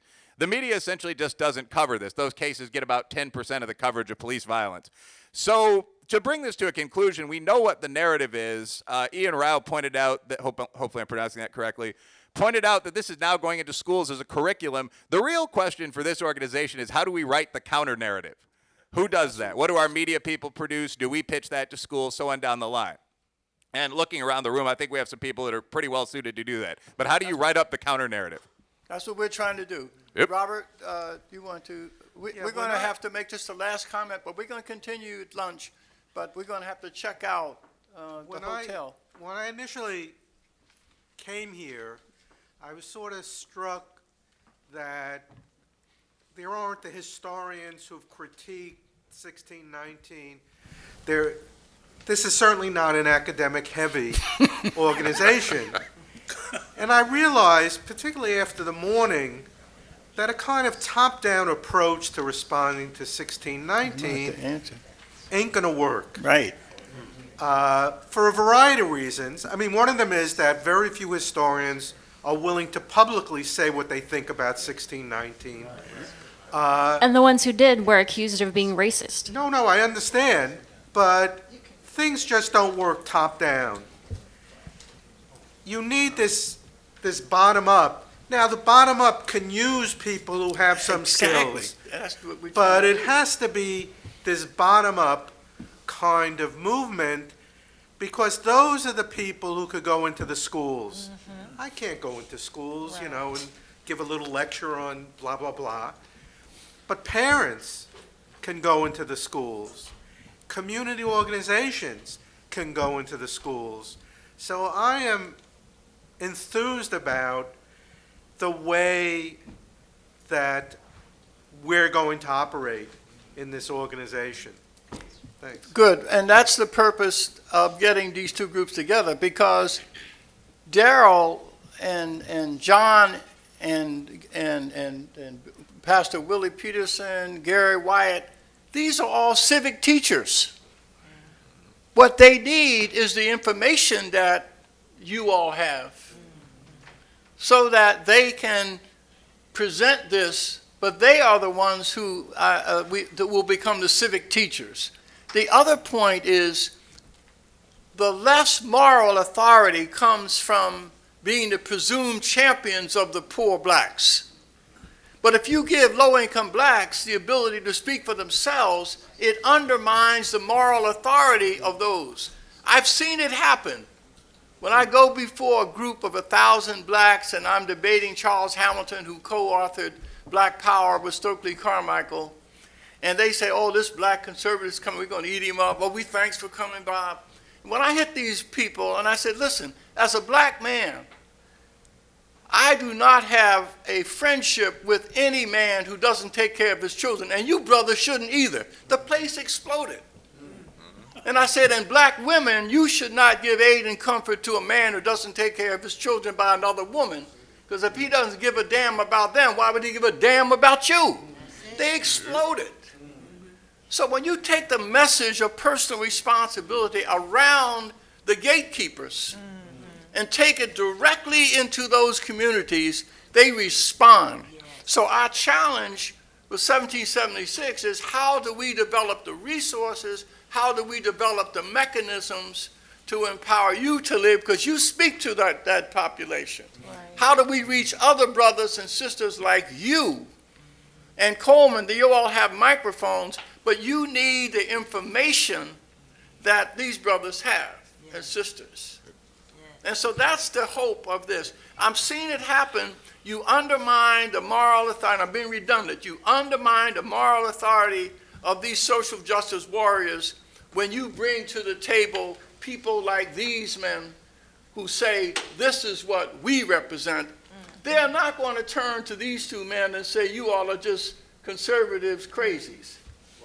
And so that's what we've got to do. We've got to somehow elevate the work that is being done in these communities by people like you at the forefront of the debate, with people armed with information as partners. Right. That's the winning combination. Thank you. This is Jim Forrest speaking for the record, for the video. Closer. A little closer to the Put mic. it closer to you. Yeah. Hi, this is Jim Forrest speaking. Does that work? Okay. I don't know anything about the kinds of stories that you've been able to tell. I grew up in a very privileged community. We were not rich. My dad was in the Navy, but we were well off. We had great family to support us and me, and got a good education, and have been very fortunate in life. But one of the things that I found I've been able to do well with the companies with whom I work is an understanding of strategy and how do you make things happen. Strategy is basically formed by analyzing what your customers need, what your competitors are doing, what technology role might play, what your vendors might be able to help you with, what management you need, and what other environmental forces might affect what you're doing. And so in fact, the manifestation of a strategy are the services or products that you might want to go to market with. It consists of the pricing. In this case, the pricing which you're talking about is free, so we don't need to talk about that. The competition with whom we're dealing, and the people that you need to have in place, and distribution, where you're going to put them. So why do I mention this? In terms of a structure for thinking about taking this initiative forward, it needs a strategy which is formed by assessing all of those same principles, whether it's a business or whether it's a community activity effort. And I think the starting point at this point is the competition. I would first off think about who are our competitors, and I did a little list of who we think of as our competitors. You have what I would call direct competitors, which are those people in the social services that take 70% of the money and are dependent upon the system and have a big vested interest in not having anything change. You have individual, what I would call affluent people who are liberals, progressive, who don't buy the "please stop helping us" message that Jason Riley wrote in his book. They still believe that what they believe and have believed since the Great Society started is correct. And they're going to be difficult to compete with because they're going to still push their agenda, and I would lump the New York Times, of course, into that. Then you have people in the communities themselves that are brainwashed, but you're doing something about that. That's the products and services that you're bringing to this marketplace at this point in time. And then lastly, you have these institutional influences that we have to compete with. The mainstream media, which is largely progressive, largely liberal, and largely believes in these programs. You have universities who are of the same ilk. You have educators who are largely of the same ilk to compete with. And then I wrote down something else, and I can't read it. But nonetheless, you have we have a variety of different competitors that we need to think through how do we beat them at their own game. Bob, you said going around them is the right method, and I think that's absolutely right. I don't think you're going to go one-on-one with the New York Times and ever win that battle. That's not probably going to happen. I think we've talked a lot about the products and services that you're doing in your communities, and these are all good. There are probably additional ideas as well that would work, whether it's the go-karts or whether or not it's the men's groups or whatever it happens to be, and working with prisons. I mean, there's so many great ideas. I think we've got lots and lots of great ideas here. The challenge, I think, is going to be, as we think about going to market, we've got the services, forget the price, but we need, what do we do in terms of promotion, and what do we do in terms of competition, in terms of thinking of how we communicate this message, because it's a pretty arduous competitive environment at this point that we have to structure. So it's not that we have answers today on these issues, but we do need to think competitively in order to win this fight. And I'm a big, I like to win in business. I don't care about sports, but in business, I don't accept failure, or this kind of thing will not accept failure. I think that's not an option. And so thinking through this on a structured basis so we can deploy our resources in the most effective fashion is going to be an important thing to do. And I'm happy to help think that process through as we go forward. Just like you folks know what you're doing in the communities, and I don't know how to do that. I could never do that myself. It's just not who I am. I don't have the credibility, but I do know how to develop winning strategies and make money in business. And so I just wanted to make that comment. Jim, thank you so much. And those are exactly the kind of help that we need. It's not just money. We need know-how. We need experience. When I was at a reception fundraiser for us in Lake Geneva, we had several people who know about curriculum design. There was another person that had a big public relations ad firm, and they said they wanted to help. So we're going to be calling on you to kind of help us in terms of moving ahead. And I thought your remarks would fit perfectly with we were now, and I think I now want to start hearing brief comments from the people who are contributing essays. You know, we're authoring essays. Some of you have completed them, and some of them are in the process of being completed.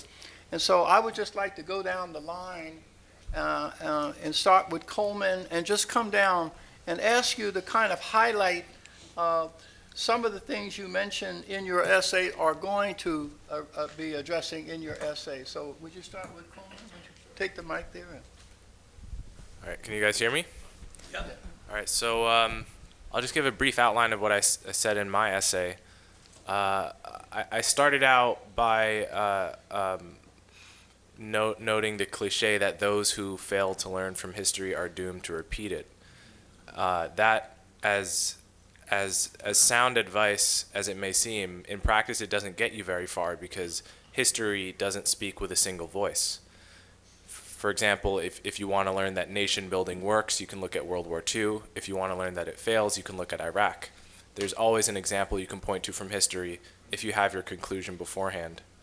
And so I think the kind of impetus behind the 1619 project is that sort of sense that this is history speaking in one voice.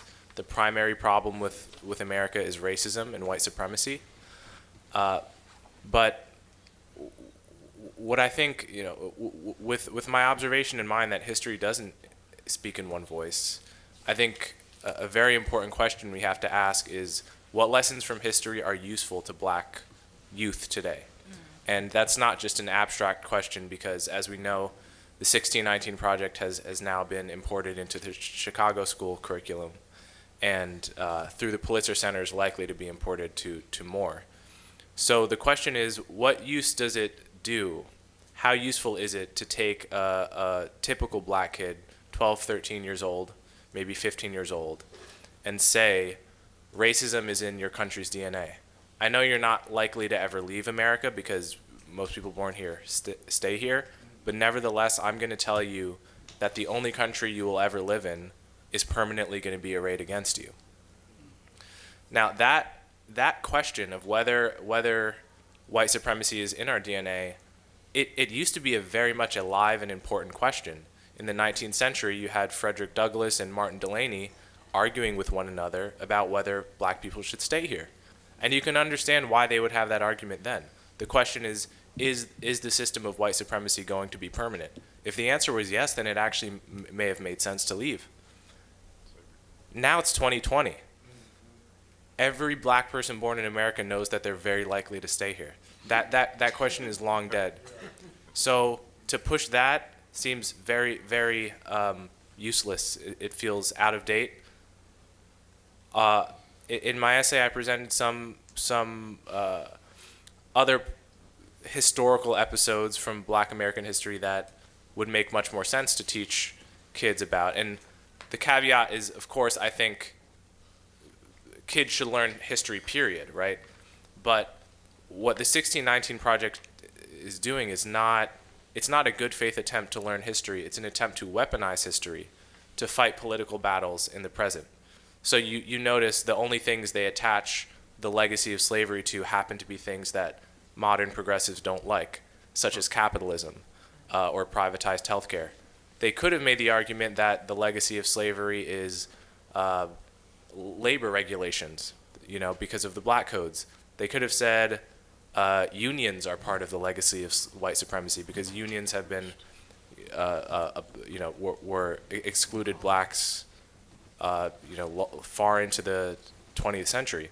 Of course, unions and labor regulation, those are things that in general the left likes, so they didn't attack it. It was a very much a partisan thing. But I gave some examples of, if we're going to import heavily editorialized, opinionated essays about history to black kids, then we might as well give them lessons that they can use today. So 2 examples I gave were the history of formerly enslaved black people learning to read in the South just after slavery. By 1900, something like half of former slaves could read. And they did this by pooling their resources together, creating schools, often in private and in secret, because it wasn't allowed, paying teacher salaries by themselves, often foregoing weekends, breaks, and holidays because they were so excited and passionate and motivated. Not many people know about that history, but in an era where an education is increasingly important, that might be an episode of history we might highlight. Another one might be the Great Migration. Throughout the, from say 1900 to 1970 or so, you saw almost half of black people move out of the South to the North, the Midwest, and the West. Unfortunately, today, black people are disproportionately stagnant. They tend to stay put from where they're born more than white people and other groups. That the reverse used to be the case. And in an era where sort of high income opportunities are increasingly concentrated in specific cities, it might be useful to sort of renew that part of history. But instead we get this constant focus on slavery. And in sum, what I want to say is 2 things. One is the stakes for this are pretty high, right?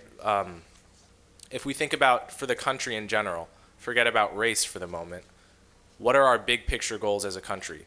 We have challenges as a globe that we can only face globally.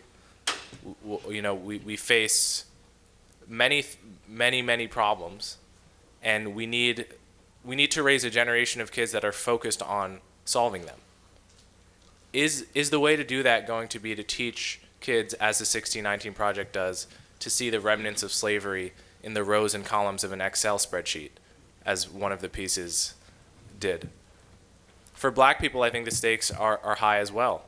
Because if you look around the world, any group of people, any minority group that has risen from poverty to affluence, can we find one example where the strategy that worked was to focus on reparations, grievances, stigmatize anyone within the group that proposed self-help based solutions?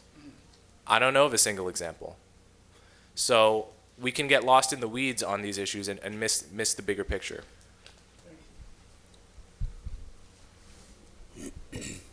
Thank you. Well, the title of my essay is called The Moral Meaning of America. And, you know, I think our lives are shaped by stories and by narratives. And I've been very, very humbled and I've learned a lot by hearing the stories of individuals today and some yesterday of where you've come from and how far you've been transformed. And the 1619 Project, in my estimation, is not an evil project. I don't like to use that word lightly. There are some nefarious components to it, and not everything in it is absolutely false. However, it has done one thing that I find very contentious. That is, the conclusions drawn from the 1619 Project, I think, have sought to eviscerate black people of their inherent dignity and the sense to which their creative agency has always been put in the service of their survival, going back to slavery, going back to the hulls of those slave ships, going back to the period of segregation. So part of what I wanted to do in my essay was to establish 1776 as the beginning of America as an ethical state, by defining America not in terms exclusively political, but also in terms moral. I wanted to recover a sort of moral grandeur of America, which includes the tenacity, the resilience, and the grit and the honor of black people. Because when you listen to enemies of the state who are part of the 1619 coterie, people like Ta-Nehisi Coates, right, who actually leaves black people out of the American dream. Part of what I wanted to do in my essay is to show that there's no way that you can talk about the moral meaning of America without including black entrepreneurship, black success, black striving, and even black failure that has not and did not eviscerate black people of their dignity, right? So part of the moral meaning of this country, whose imprimatur was stamped in 1776, can be traced in the fact that America is a country that I think, I try to show in the essay, has at its heart a self-reflexivity clause, a self-correcting mechanism in which it was born with a terrible birth defect, but the modes and the seeds for its own self-correction were laid in 1776, which is why today all of us, those of us in here who are black people, who are thriving and who are successful, if 1776 were absolutely inimical to our interests and anathema to our aspirational identities, then by no means would we be sitting here today. We would still be in chains, right? So the idea that somehow 1776 and black people's agencies are diametrically opposed seems to me a bunch of malarkey, which I wanted to expose and to rectify in my essay. And just briefly, because I try to be quite brief when I talk, because I'm always mindful of other people's time. I wanted to also talk about the extent in my essay to which America is a country that has always prioritized the future over roots. One of the wonderful things about this country, and why I established America as an ethical state, is that very few of us, we're all accidents of birth. Some born into circumstances that are more conducive to our well-being, and others born into circumstances that are more detrimental to our long-term well-being. However, America to me is the first country on the face of the earth that has given the individual what I call the metaphysical, or like the God-given ability to rewrite the slate and to rewrite the script that was the accident of your birth. America says to you, you come here, you start with nothing, and with grit, honor, tenacity, and resilience, you can make superlative, or not so superlative, you can just achieve some modicum or some semblance of success of your life. But America gives each individual the chance to correct what he or she perceives to be an accident of birth, and to write the script based on his or her aspirational identity. Speaking as an immigrant who came here at the age of 20 with $100 in his pocket, albeit I came from a middle-class family, but it doesn't matter. When you come to America, you start all over. They didn't even recognize the degree that I brought from Jamaica, so I had to start all over from scratch. And I had a vision for my life that I wanted to be a writer, that I wanted to be a philosopher, and that, well, the poetry part is still unfolding, but it'll happen because this is America, and in America all things are possible. If you can dream big enough, and if you have a plan and a goal and the discipline to enact those goals. So America gave me the chance to realize with almost calendrical exactitude every single aspirational quality, trait that was embodied in a character. And the other thing in closing I want to say that 1776 means to me is that America does not intrinsically speak to the lowest common denominator in people. To make it in this country, you have got to rise to the highest echelons of your moral identity. You have to achieve, you have to be morally ambitious, and you have to strive to achieve moral excellence in your character. And when you've achieved moral excellence in your character, then the choices and the decisions that are executed from that character are not guaranteed to bring you success, but they're the most likely forms of actions that can guarantee you some modicum of success. America allows us to achieve what I call a complete identity makeover, right? Because it prioritizes, it doesn't glorify roots, it prioritizes the future over the past. And the last thing I'll say is that part of what establishes America as an ethical state is that it has offered up itself as a model of friendship to humanity, where peoplehood in this country, in this ongoing evolution of who is an American and who can become an American, peoplehood is not a given, it is an aspiration. Thank you.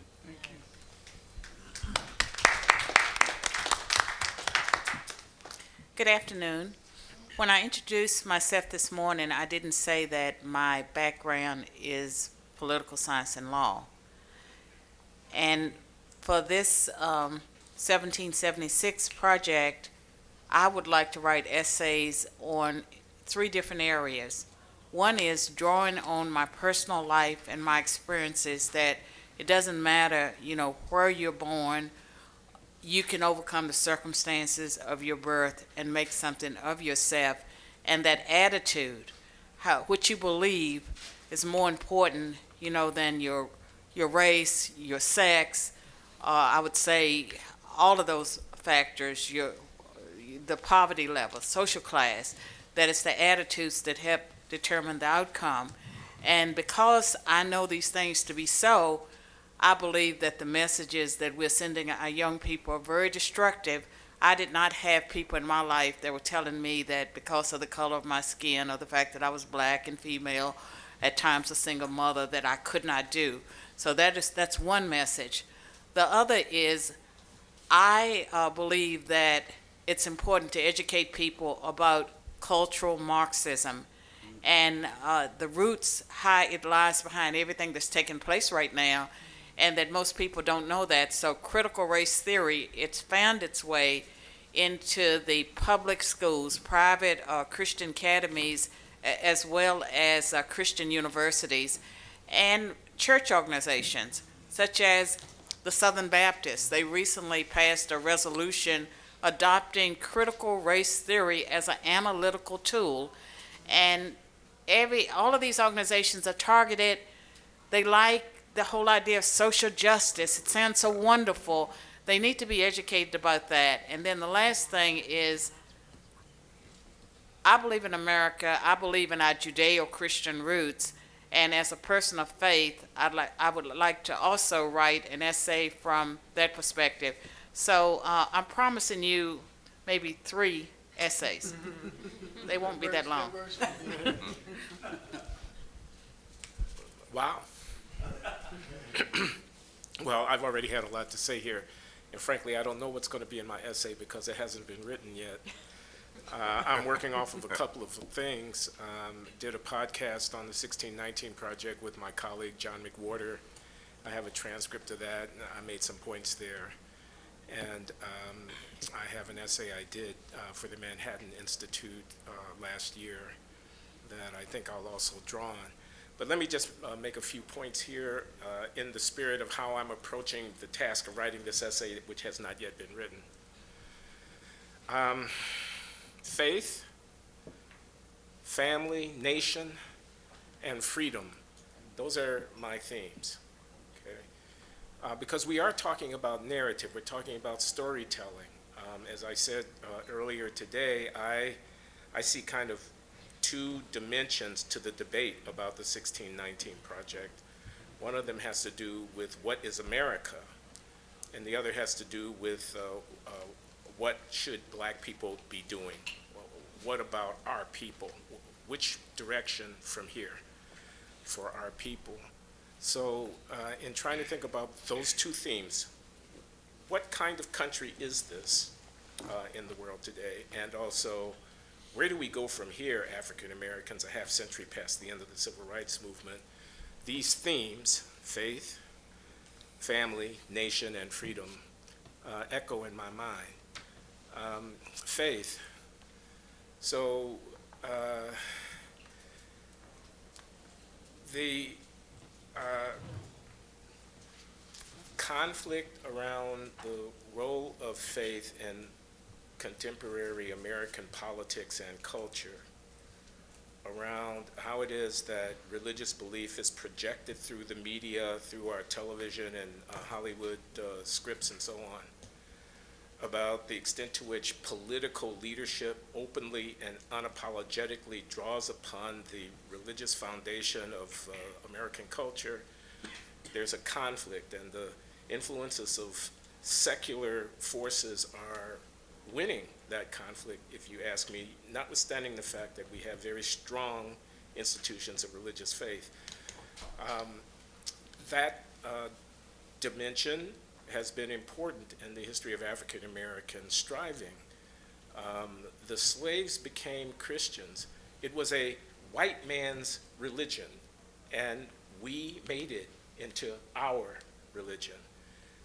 The idea that that is a sort of colonial imposition upon something, I think is mistaken. I think that the power of the Civil Rights Revolution, of the public witness of Martin Luther King Jr. and so forth, derived in substantial part from the extent to which they could articulate our strivings in the metaphorical language of the Bible and in the cultural space of a religious faith. That's Christian faith as a matter of historical reality.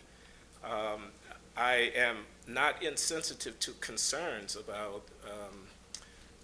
the fact that it's a pluralistic religious circumstance that we are operating in here, and I certainly wouldn't want to be engaged in proselytizing or some kind of triumphalist or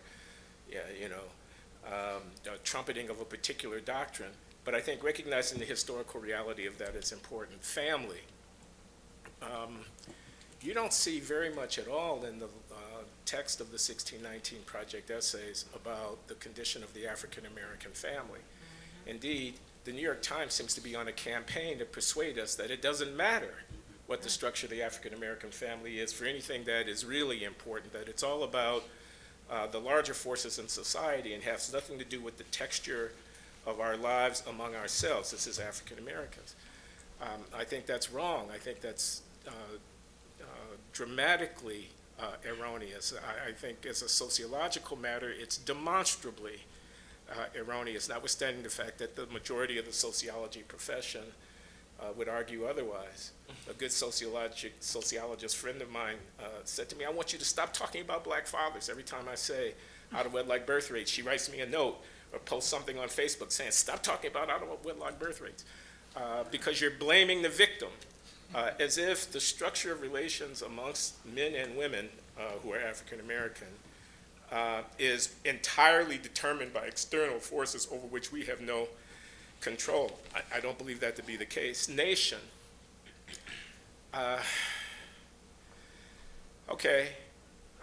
The American Republic was founded, at least in part, as a slave republic. There was a compromise.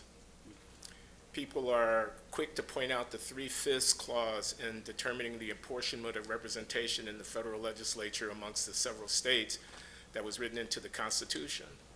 Of course, we all know that the point of that compromise was to limit the power of the southern states, who were slave states, in controlling the federal government. 1/5 would have been better than 3/5 from that point of view.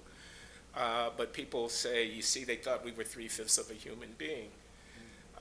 The language and the spirit of the 1619 Project is a rebuke of 1776. It's a middle finger at the Jeffersonian expression of Enlightenment ideals and whatnot, self-government, the influences of John Locke and so forth, written into the documents of the American Constitution.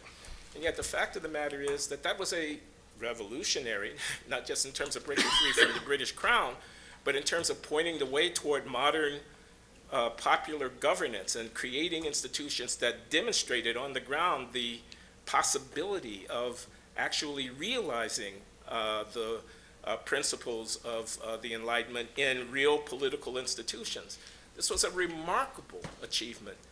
It's one that we, African Americans, can and should be willing to celebrate.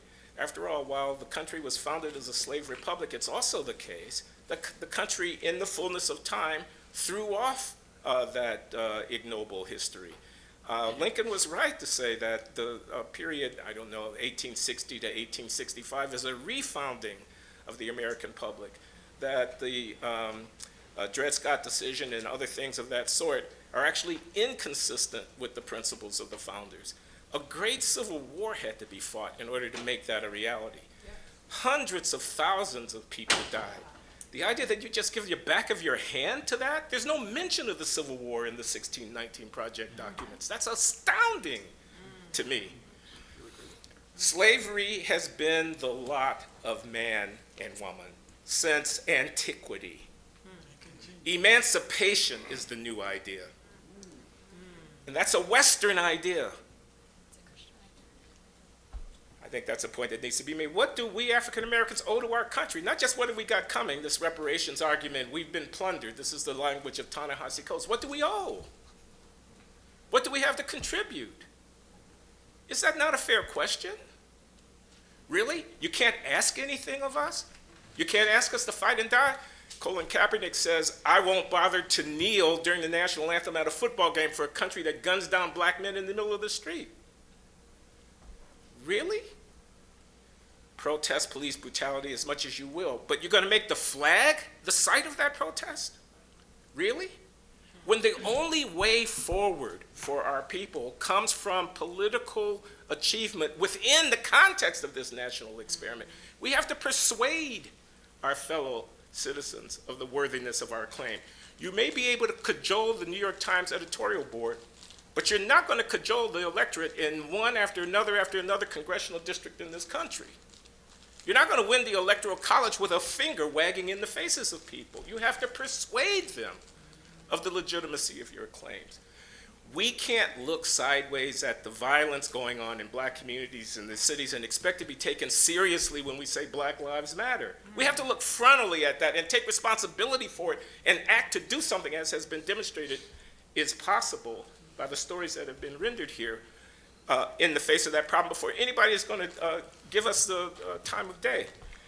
And freedom, and by freedom I also mean economic freedom. By freedom I mean limited government. Okay? By freedom I mean a celebration of enterprise. By freedom I mean the acquisition of property.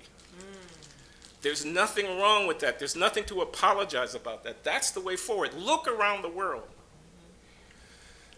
Look where people prosper, and look where they seek to flee. Okay?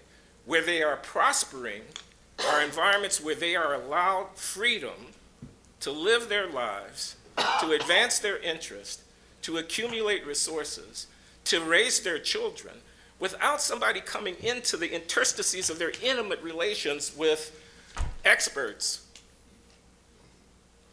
and ideology.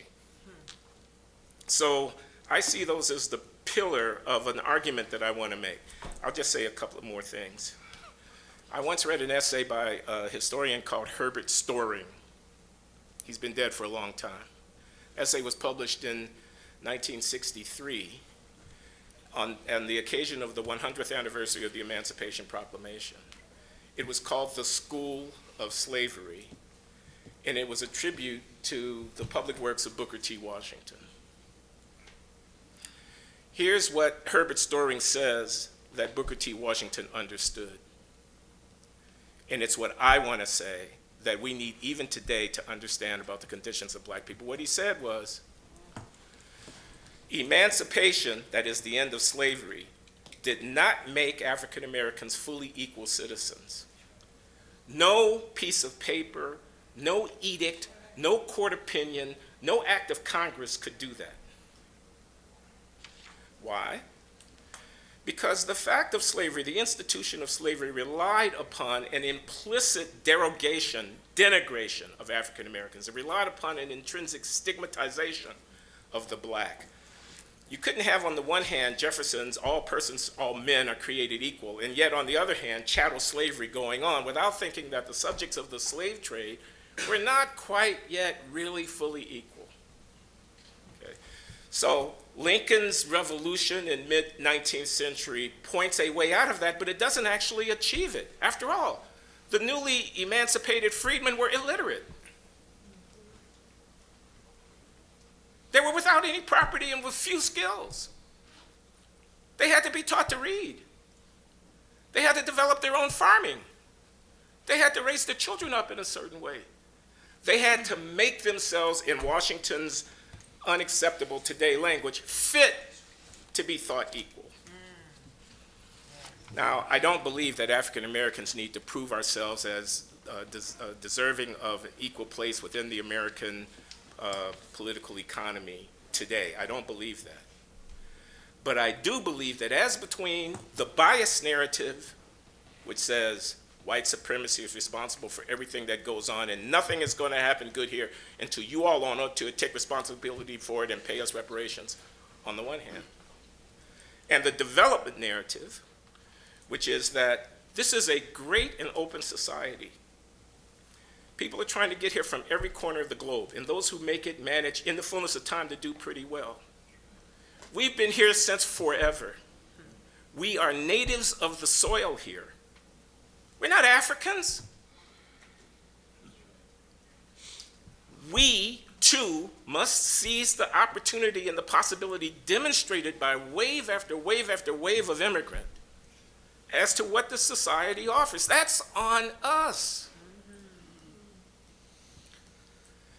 To the extent that we delay the inevitability of that necessity, because nobody is coming to save us.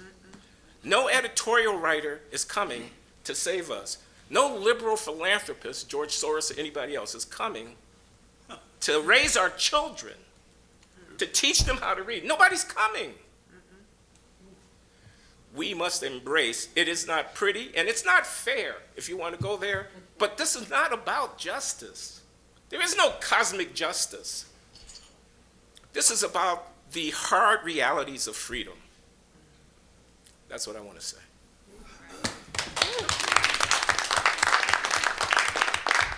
Glenn for president. Good job, Glenn.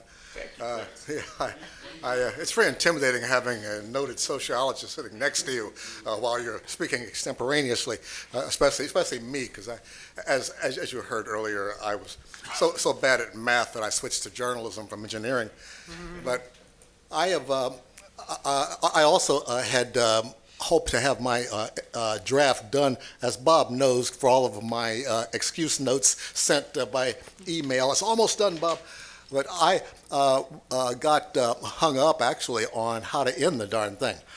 Because, getting started is one thing, ending is another.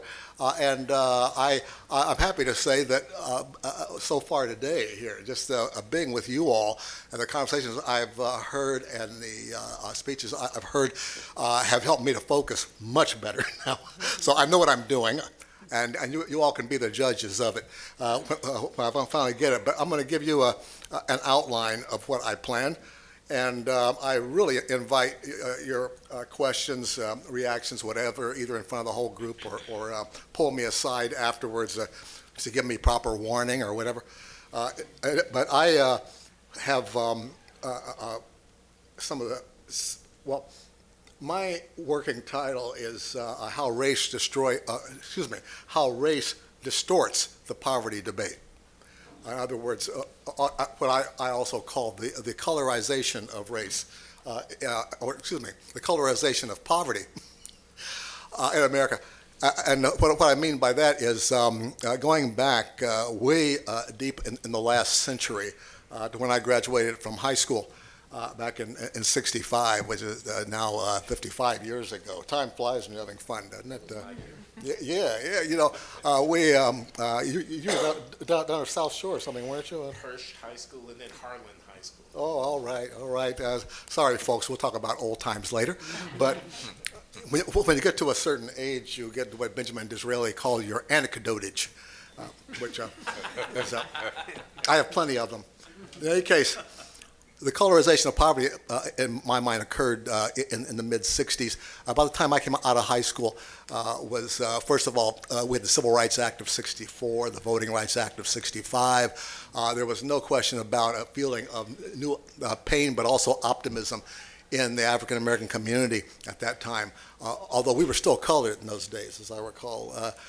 Nevertheless, we, at the same time, there were the Watts riots that broke out in that summer. And before that happened, a little ahead of this little story, but LBJ came to announce the war on poverty down in Athens, Ohio, where I went to college from '65 to '69. And I later worked for the Upward Bound program, which is part of the war on poverty. And a great thing about being over in Appalachia was that I learned that there's poor white folks too. That was important for my development.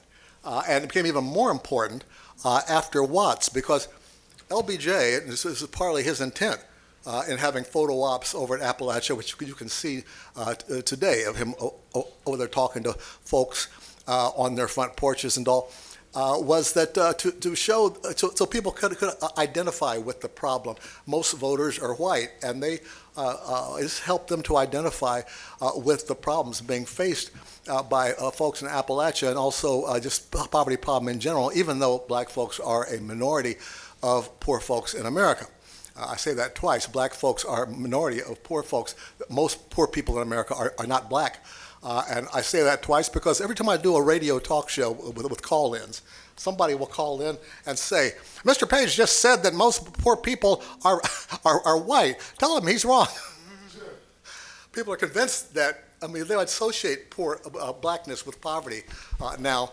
And I think that that occurred, according to my theory, really that summer after Watts.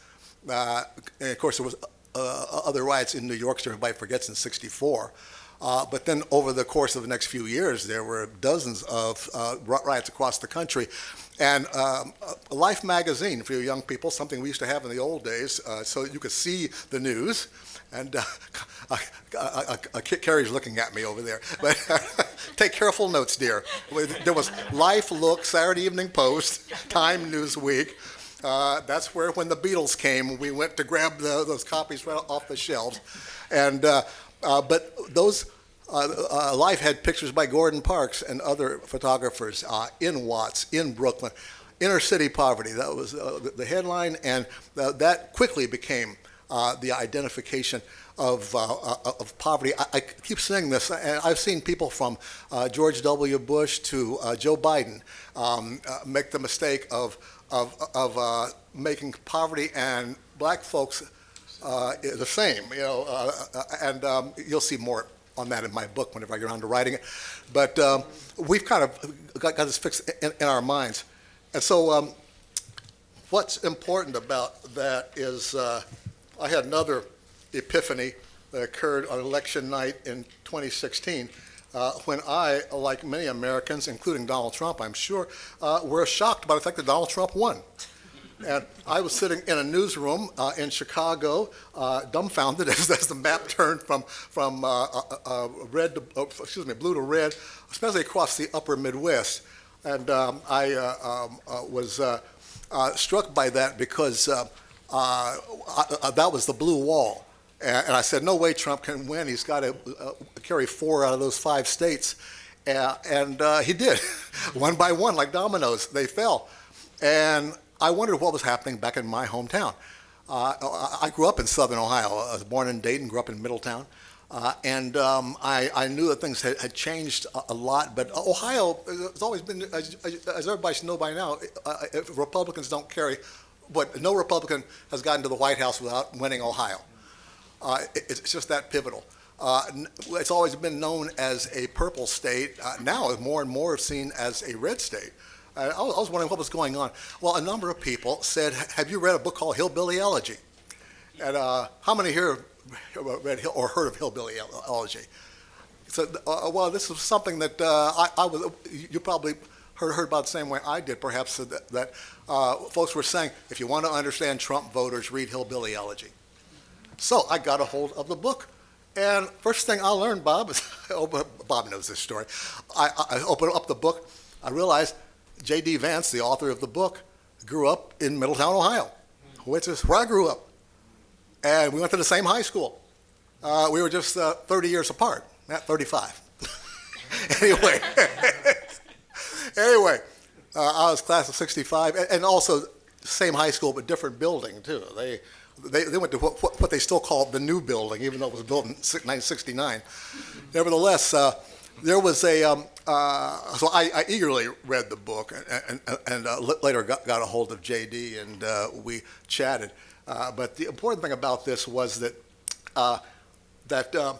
I was struck by the contrast between my hometown that I grew up in and the hometown that J.D. Vance grew up in. He split his time with Kentucky, by the way. He usually spent his summers there, just like I spent my summers in Alabama. Middletown's population is a product largely of the Great Migration, made not just by black folks, but also by white folks, mostly from Appalachia, to come work at Armco Steel and other factories in that factory-rich state. And that was what built the city and shaped the world in which I grew up. The steel industry is interesting because everybody in a steel town understands what the word layoff means. Your fate and your life at home rides up and down with how much steel is selling. We were darn good, and I well, boy, I don't want to get deep into anecdotage here, but it really affects your life greatly. When I came out in '65, the economy was doing well. I could get a summer job at the steel mill where I could make enough money to pay my tuition to Ohio University in the summer of '65, which was how much, Glenn? Anybody want to guess? $1,250 a year. Actually, I looked it up, and it's $770. $1,240 for room and board included. I mean, this is how you started college in Ohio in '65. I went and looked up what it is currently. This is a few years ago. It was about $13,000 tuition alone. That's a different world. Now, I could work at the steel mill. My dad was a janitor. My mother was a cook. I could work at the steel mill and make enough money to pay my tuition to get into Ohio U. And that's a whole other debate about the cost of education. But that was my door to the middle class. When J.D. came along in the late 90s, and there was devastation, just like in Youngstown and other Ohio factory towns. There has been a great migration of jobs out of the state. As J.D. says, it's the dark side of globalization. And that affects people's lives in a very sad and destructive way. And J.D. had in his family all the dysfunction that my family didn't have, which was the reason why I've never wanted to write a memoir before, because I thought it was too boring. And now I'm happy it was boring. And J.D. came out of it eventually went to Ohio State, went the Marines first, then to Ohio State, and then to Yale. law school where he discovered that if you're poor enough, they'll pay your tuition for you there, which is the kind of thing, they don't tell young people this. And I did a column on this in Chicago. You know, Ivy League schools come and scout bright young kids from low income, but there was only one high school in the whole damn city, their Whitney Young Magnet School, that was actually scouting poor kids in Chicago. And like I said, that's another debate. But it says a lot about how things have changed. All this is important for the prospects that young people have when they're coming along in life, like J.D. Now, J.D., speaking of family, I feel, and most people I talk to about the book feel, the most intriguing character is J.D.'s grandma, or Mama, as she is known. She was the rock that kept people going. And one thing she told J.D. Was who felt sorry for himself sometimes because he couldn't afford a cell phone like his friends, that sort of thing. And his mother said, "Don't you be like those other losers out there and think the whole world is against you. You get out there and you work hard and you're going to make it." You know, she sounded just like my grandmother. So it was one of many ways that I was struck by how similar his family and home life were very similar to mine. And it's the kind of thing that tells me, once again, about the false images people have about poverty in America can really fool them. And I found, when I look at the stories that we marginalize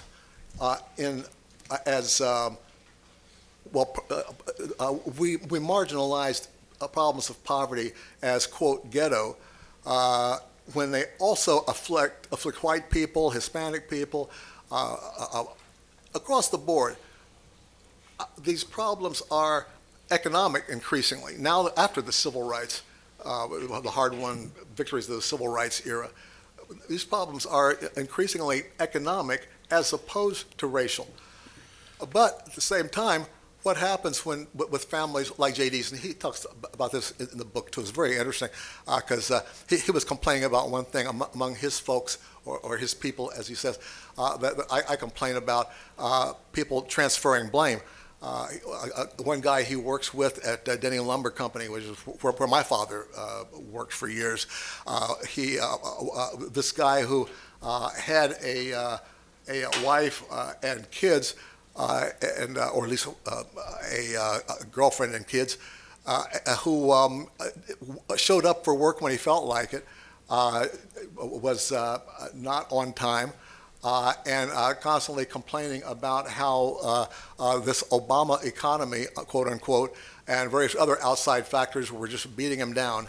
And he sounded very much like what my parents told me to steer away from, always blaming the white man or blaming other problems outside for your troubles when you need to pick up your own hoe and work on it yourself. Now, that's the sort of thing that people don't talk enough about, these similarities. And that's where I began to understand life, or began to see the world through the vantage point of your archetypal Trump voter. And I say that with quotation marks because we also have studies now that show the Trump voter, the median income for Trump voters was somewhere around $70,000. They are not all poor. So Trump voters are afflicted by some of the same stereotypes that black folks are afflicted by. Poor is how my father described our home economic life. He said we were too poor to afford the O and the R. But we were rich in spirit. That was what counted. My mother always gave me a quarter, back in the days when a quarter could buy something. When I was going to Sunday school, she'd give me a quarter and say, "Remember to put that in the collection plate for the poor." And I was in high school before I found out we were the poor. But they never let me think about that. It was always the possibilities. Anyway, there I go back into anecdotage again. But the thing about that point of view, being able to see from the other side, I was reminded of an old song that the black Muslims used to sing, the Nation of Islam under Elijah Muhammad. A white man's heaven is a black man's hell. And that kind of a dichotomy was what I was seeing in reverse in the rhetoric the political rhetoric coming out of the Trump right at that time. Not that everybody on the Trump side is a racist, as has been said earlier, but there's no question that resentment of outside people, whether we're talking about race or immigrants or whatever, over economic troubles. It was a big factor in our last election and continues to be a big factor in our politics now. I look for ways that we can get past that and help people to understand what we have in common rather than what about us is different. And I think that demagogic politics gets in the way, no matter what color is coming from. Demagogic politics distort issues for the sake of getting votes. And that was what was an important message for me at the time, and as it's an important message nowadays as Americans try to sort out Democrats try to sort out how to win this next presidential election. Republicans are sorting out how to deal with Donald Trump if he does win that next election. And so we are still in an era, and we're not alone in this populist era, as you know, just looking at the headlines out of Europe and other places which are going through similar kind of populist frustrations and clashes and distortions of the contributions, actually, that immigrants have made to our country and to other economies. At this point, I think in terms of what, I forgot the drug problem. This is the other thing. My hometown makes headlines now for its drug overdoses. We have one of the worst in the country. Here, Elyria, you and I were talking about Elyria's problems. We were talking about Youngstown's problems earlier. Ohio is infested with this problem, which was unknown when I was a kid. Not that we didn't have illegal drugs, it just wasn't anything like this kind of a nightmare they're going through now. And that's the last stage, to me, last stage of deterioration, when the social fabric breaks down in a community. And you find that families can't stay together. As J.D. mentions, you have a house you can't afford, and you can't sell it because the market value has now fallen to below what you're paying for your mortgage. Families break up, there's tension, there are police calls. The overdose rate in 2017, where it really peaked, the overdose calls took up about 10% of the city budget in Middletown. That is a lot of money. It could have gone to the parks, libraries, schools, infrastructure, et cetera. One member of the city council, and this made the New York Times, one member of the city council proposed charging for your third overdose call. If you could get your first two, okay, for your Narcan dose, but the third time you call, or somebody calls for you because you're on your way of being comatose, the third time you have to charge, or you have to pay, or not be treated. That did not pass, but it was talked about. The local sheriff in Butler County told his deputies not to handle overdose cases, leave it to the paramedics, even if somebody's dying in front of you. There's that kind of a debate is what's going on there now. This is not the American dream that we had hoped for. I want to talk about remedies. I want to talk about what needs to be done. Right, and I'm not going to go deep into that, Bob, because you already spoken about grassroots efforts, and I think it really comes down to how do you rebuild a community. Right. So that's where I'm going to end with. Yes. Okay, well, that's great. And we want to just hear some brief comments from the other presenters, and then we want to talk about where do we go from here. And then we'll wrap it up, and we will ask Robert Cherry, if he would, and then in this order, John Woods, if you would, and also Wilfred Riley, if you all would, in a short period of time, just capsule what it is. And I really apologize that I told you we could have taken 2 days just to go through these essays, but I really want to give everybody a taste of what's to come. And I just want to really share enough so people have a glimpse of what is to come. And so if you would do that. Well, what motivated me, I taught for many years a course on economics of discrimination, and one of the topics was slavery. And I'm reading this 1619, and it was insulting to the history profession in the following way. In the early 1950s, a couple of books came out by this guy Stanley Elkin, one by Karen Stamp. These were liberals who wanted to present how vicious slavery was. But how do they present how vicious?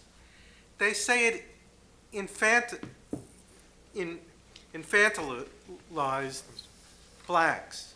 It made them childlike, fawning, dependent, made them, because that's how the brutalization of slavery and its oppression led them to respond to it. So that, and in the 1970s, there were historians who were giants in the profession, Herbert Gutman, Fogel, and Genovese. They were reacting to that. They weren't apologists for slavery, but they said there was room for movement and agency within slavery, and blacks grasped that. You mentioned about the church, the black church. But here it was sustaining a family structure under slavery, work ethic, rather than becoming lazy, promiscuous, having no family, which is what the people who, right, they were against slavery. They wanted to show how vicious it was. And that's what's being recreated in 1619, taking away this agency that slaves had to the degree to which they could sustain family, they had appropriate work ethic, there wasn't promiscuity, and that's all disappeared with this 1619. And then in the second half of the chapter, I say, that's what they're doing today, and I take the example of teen birth rates. From the standpoint of the liberals, it's a culture of despair. That's what it was, that they're so disparate about their future, that they grasp on having a kid who they can love and so on. It totally distorts much of the dynamics that led to teen pregnancy. A certain amount of it was male coercion. 15 and 17-year-olds, they weren't the ones who decided not to use prophylactics, etc. But it also took away agency from these black women. That one of the stories of the last 15 years is how black women have taken what they could of educational advancement. And you look at a really dramatic increase in the educational attainment of black women over these last 15 years. And one of the things that led to was that in the Great Depression, this culture of despair would have predicted you'd have higher teen pregnancy, right? They'd be even more despair, they'd have more teen pregnancy. Teen pregnancy dropped by 40% between 2006 and 2013. Because black women, taking their agency, get education, they become, I don't want to overstate it, but somewhat role models for younger blacks who say, I don't have to become a mother. I can go on and, get some kind of training to improve my life. Now, you still have single motherhood, but you don't have single motherhood of 15 and 16 and 17-year-olds like you used to have. So I try to present that this victimization narrative really leads to distorting history of how people use agency to move ahead. That's short enough? That's great. Okay. Was it in your paper you talked about the 6 plantations that you I mentioned surveyed? that, yes. Would you just mention that statistic, because I think it's very, I don't remember it. They were I remember it. He looked at the records of 6 plantations and what was Right, the marriage rate. Herbert Gutman, yeah. Herbert Gutman, who really initiated a lot of social history in the 1970s. He went through the records of 6, what he thought were representative large plantations where there were records. And he estimated that probably 60 to 70% of children were raised in intact 2-parent families. During slavery. During slavery. And he tried to verify with Freeman's records after the war, the Freeman's Bureau. But, this kind of idea that slavery was so oppressive, Right. it robbed black families, and that's why you got promiscuity, single-headed families as a tradition in the black community, just has no historical basis. Right. But that was the point. That was. You're saying to me that humbly,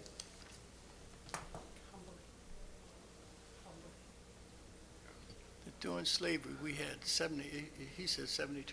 what about the families on New Year's Day, where the fathers were ripped from their families, where children were taken, when babies were fed to alligators, when there were sex houses where men had sex with boys?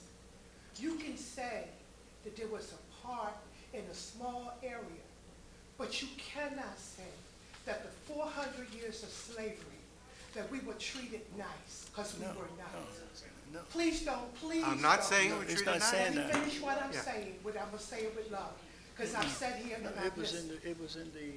I think this is the time now that forgiveness comes with repentance. Forgiveness comes with repentance. And I believe that what the millennium generation is saying is, how can we have peace when you never repented? How can we have forgiveness when you never said you were wrong? Whether it was you, your fathers, your forefathers, or your forefathers. So when we talk about slavery, we're not angry. We're just saying, admit what you did was wrong. We'll make our own way.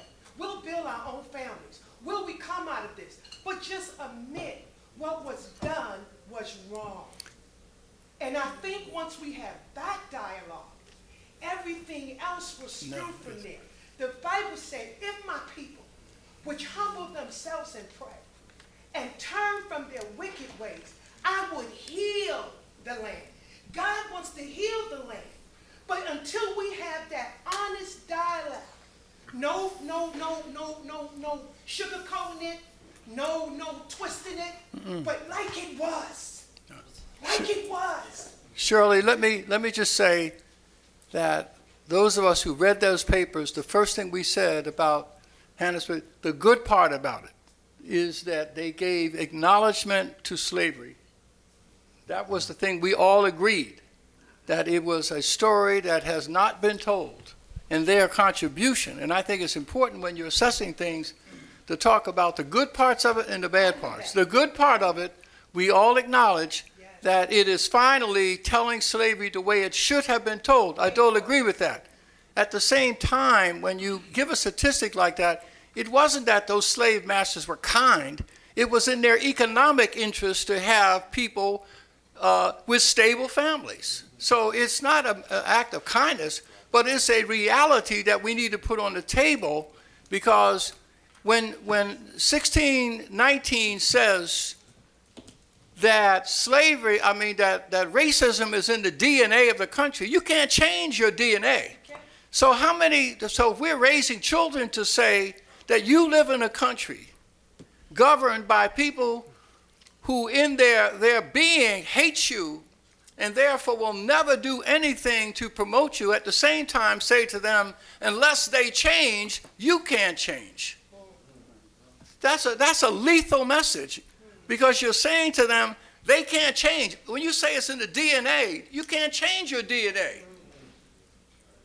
And so are we saying to our black children that you are being raised in a country that hates you, and no matter what you do, you're never going to get a fair shake?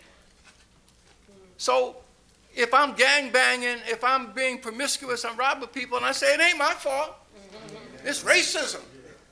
That's why I'm shooting people. That's why so that's what we're fighting against, that message. That's a lethal message to tell anybody that they are exempt from any personal responsibility because forces outside of them control what they do. That's what we are fighting against. That's the argument. But we're saying, yes, we need to reinforce the part that's good. And that is that racism that the slavery was bad, and that has been underreported. We acknowledge that. Every writer that I have seen of these essays have acknowledged that part of those essays. So, No, she's right. I mean, when you say things like talking about a good work ethic under slavery, I sympathize with you. That is a misplaced idea. There is no such thing as a good work ethic and it's not a plantation. It's a forced concentration camp that people were forced to labor in. There can be no such thing as a good work ethic. There should have been more revolutions and killings, actually. Because we lose our credibility if we come down on the side of that. So that's just important. But this is, again, the reason that we're having this as a closed session is because we can put differences on the table or misunderstandings, because that's part of it. Yeah. So we can amend it. We can. That's why we're having it like this. We want you to express your feelings about it, but be very clear. The reason that that I engage this thing, and nothing has consumed my life like this, because I see my country going down the tube. I mean, this is no joke, and that's not no rhetorical flair. No, man. We could be at race war in this country if we allow this craziness to continue. And part of what, and I'm sorry, and I want the other two folks to speak, and then we're going to talk about where do we go from here. And I know we're over a little bit, but you all have come a long way with great sacrifice, and I don't want you to leave anything. I don't want you to take anything out of here that you should have left here. So, John. Yeah, indeed. Well, first of all, I appreciate Robert Sherry's analysis, and I appreciate Shirley's passion. There's nothing more stilting to the spirit of an ambitious enterprise when everybody feels like they're forced to agree on everything. Right. So, for me, it's refreshing. I enjoy it. And I won't take too long. My piece is tentatively titled, what is my piece tentatively titled? Understanding the Limits of the Modern Impact of Slavery. Although, I might wind up changing the title, because what the piece is really about is less the sort of, systemic legacy of slavery and more the way in which we managed to give slavery continuing power over the cultural and social and political development of the United States of America and the black community in particular, by continuing to sort of selectively dwell upon the tragedy of the past without acknowledging the way in which American character is defined by its triumphs over that tragedy. And so, and in that context, I acknowledge, as Bob, you just acknowledged, and as we around this room acknowledge, I think generally, that there's a lot of amazing history that is recounted in the 1619 Project. I learned a lot of great things. And history is told in that context in selective episodes in a way that shines a light on some valuable detail. But there is a way in which the desire to frame the identity of the United States of America around the institution of slavery and the date of 1619 runs contrary not just to the sentiments of political conservatives, but to the patriotic impulses of many, many people on the left. Who acknowledge, as we acknowledge, the inequity in this history, and yet who believe that the way we frame our understanding of America, that we frame it in a way that highlights our moral triumphs, is important to the continuing health of the country. So I cite Barack Obama who in his speech on race during his presidential campaign, his initial presidential campaign, talks about the founding of this country in terms that echo some of the language that Nicole Hannah-Jones uses in the 1619 Project, saying that the United States was founded under the shadow of a moral contradiction, that it was founded in a belief in liberty and equality among human beings, and yet that this country contradicted that with the institution of slavery. But then he proceeds from there in his speech to say that the antidote to this contradiction was already highlighted, or was then highlighted in the values that went into the authoring of the Constitution. That the project of the United States of America has been, therefore, to live up to the values enshrined in the Constitution. I don't share this in my current draft of the piece, but to say very quickly, there's value in a guy like Barack Obama making that point for people who are susceptible to a pessimistic interpretation of American history. When Obama was being nominated, Democratic nominee for president in 2008, I remember being in the car riding along the Alameda corridor in Watts with a couple of relatives of mine, young women, young African-American women, who were in the middle of a conversation saying how much they loved Obama, but how the United States was never going to elect a black man president, and how it was unreasonable to believe that the United States of America was ever going to get past its fundamental identity as a racist country. And for me, and I was working for, or going to work for Obama's campaign at the time, I didn't believe that. I didn't believe that that was in keeping with the way I saw the country.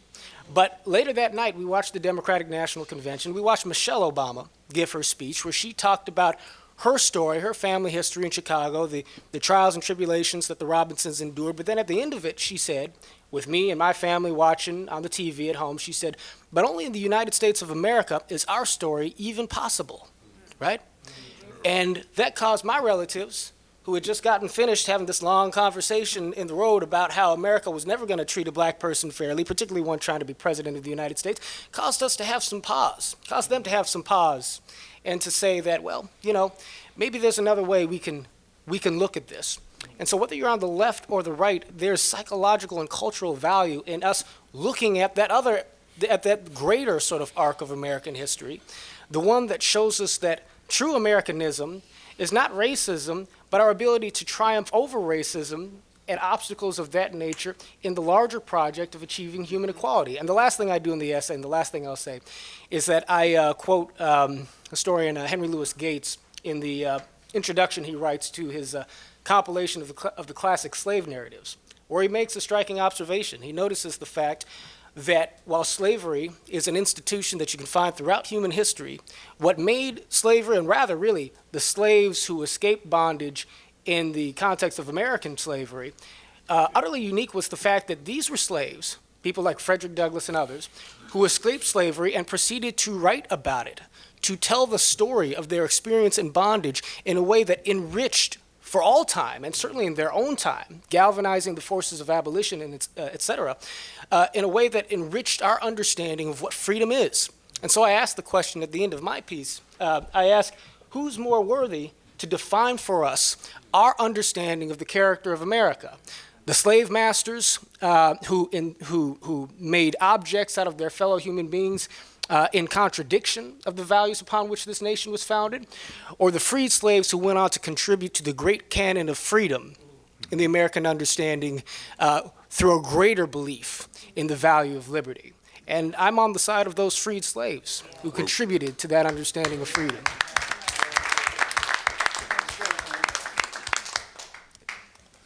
All right, a lot of tough acts to follow there. So I am a quantitative political scientist, and my essay had more of an empirical focus than really a philosophical or a moral one. What I do was identify what I think are 4 empirical claims that the 1619 Project really makes, and then take a look at whether they're true. So going through the essays, what the 1619 Project seems to say is, first, that the United States has a uniquely bad history. One of the essays says that we were founded in blood.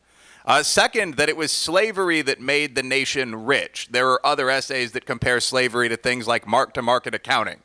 Everything comes from slavery. Third, the USA has done too little to fight slavery and later to fight racism. And fourth, that most modern black problems are rooted in slavery. And I think that a great deal of this varies between somewhat flawed and nonsensically false. Before I go into this for 2 or 3 minutes, I will open by noting that we all my essay literally opens by saying that we agree slavery is bad.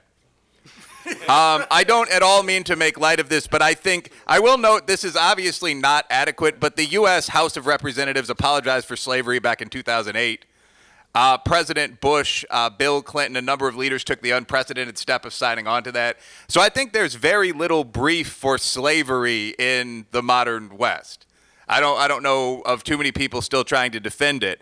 But in terms of the points that I make, I would say first that although we should critically examine every inch of our history and make no excuses, the United States doesn't have a particularly unique record with regard to slavery or to war. Virtually all major nations, Mansa Musa's Mali, a society I'm interested in studying, historical China, ancient Rome, ancient Greece had slaves. Aristotle actually once wrote a short manual about how to manage slaves. He recommended not beating them too much and feeding them.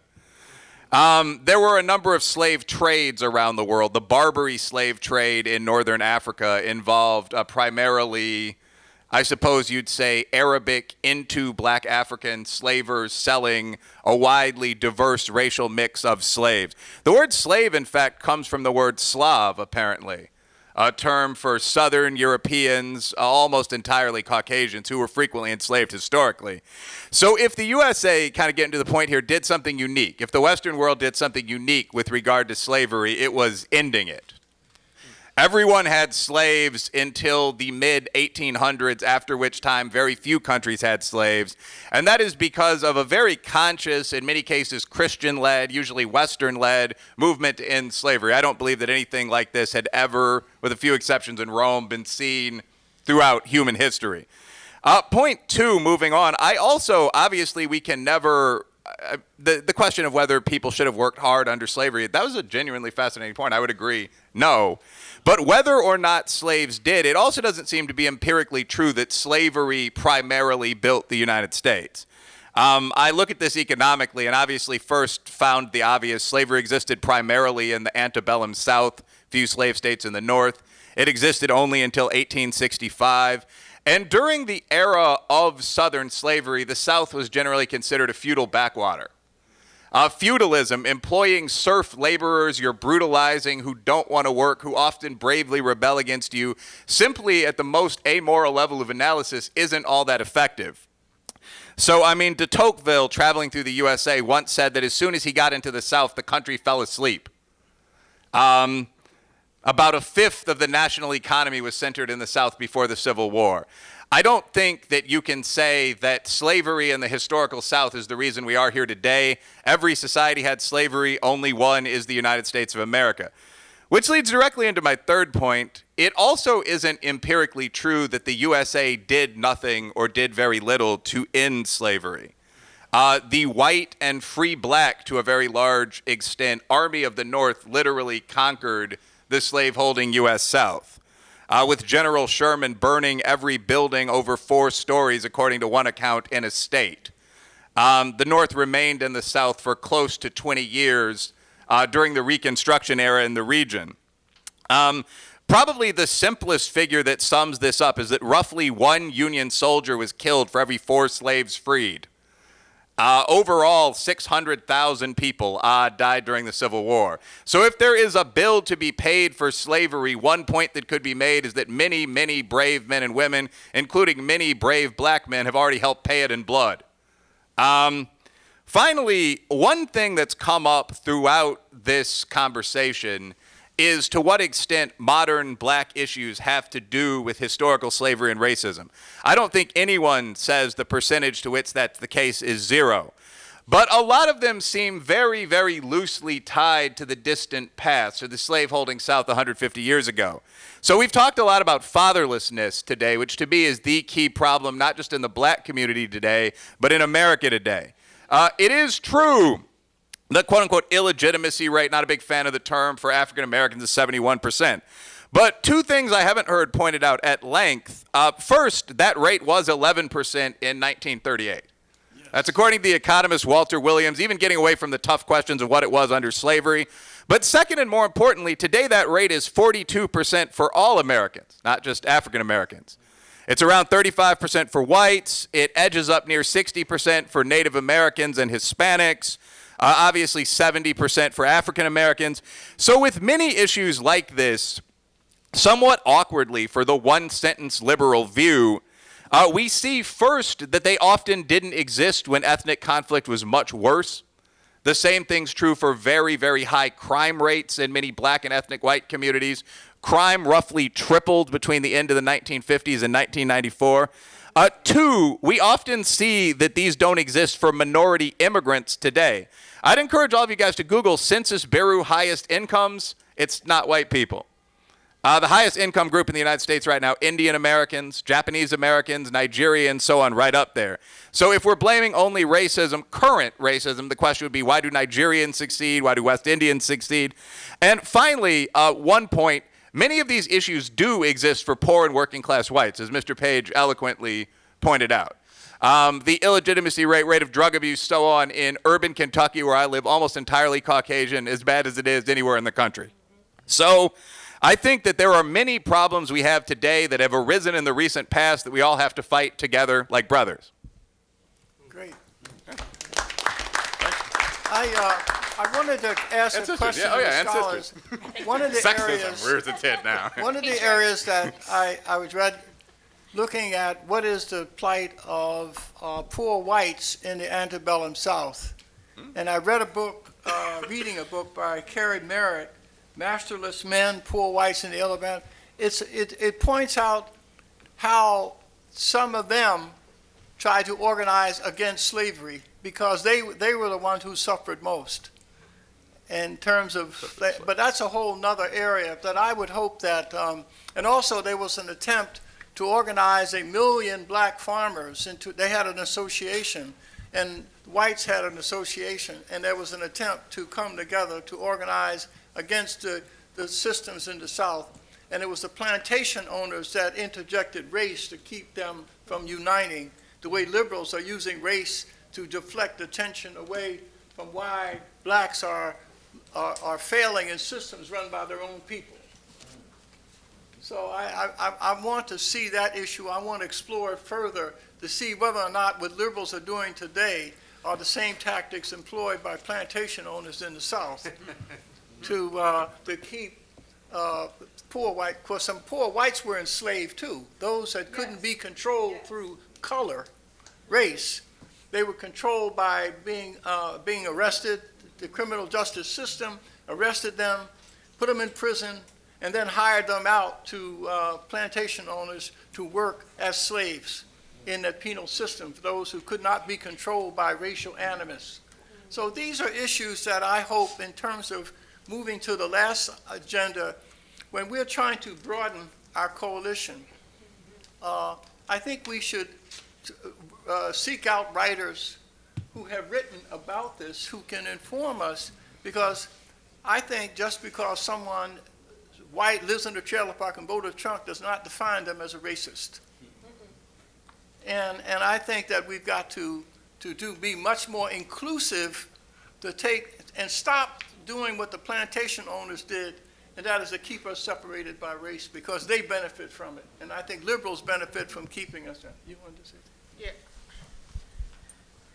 I think we really have to decide what I'm going to write about, because in 2002 I wrote a book, Cambridge Press, The New White Nationalism in America, Its Challenge to Integration.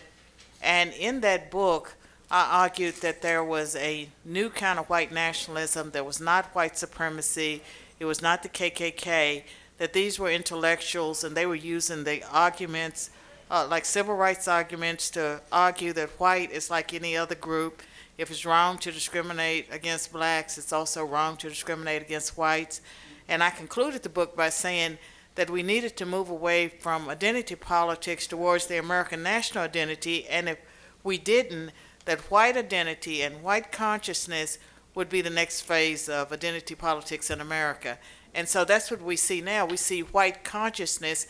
As whites become a minority, they naturally will think and act like other groups.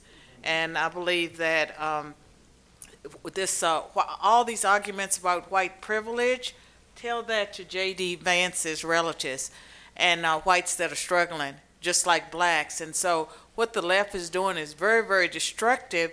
And I think one reason that Donald Trump won is that poor white people felt like he cared about people like them.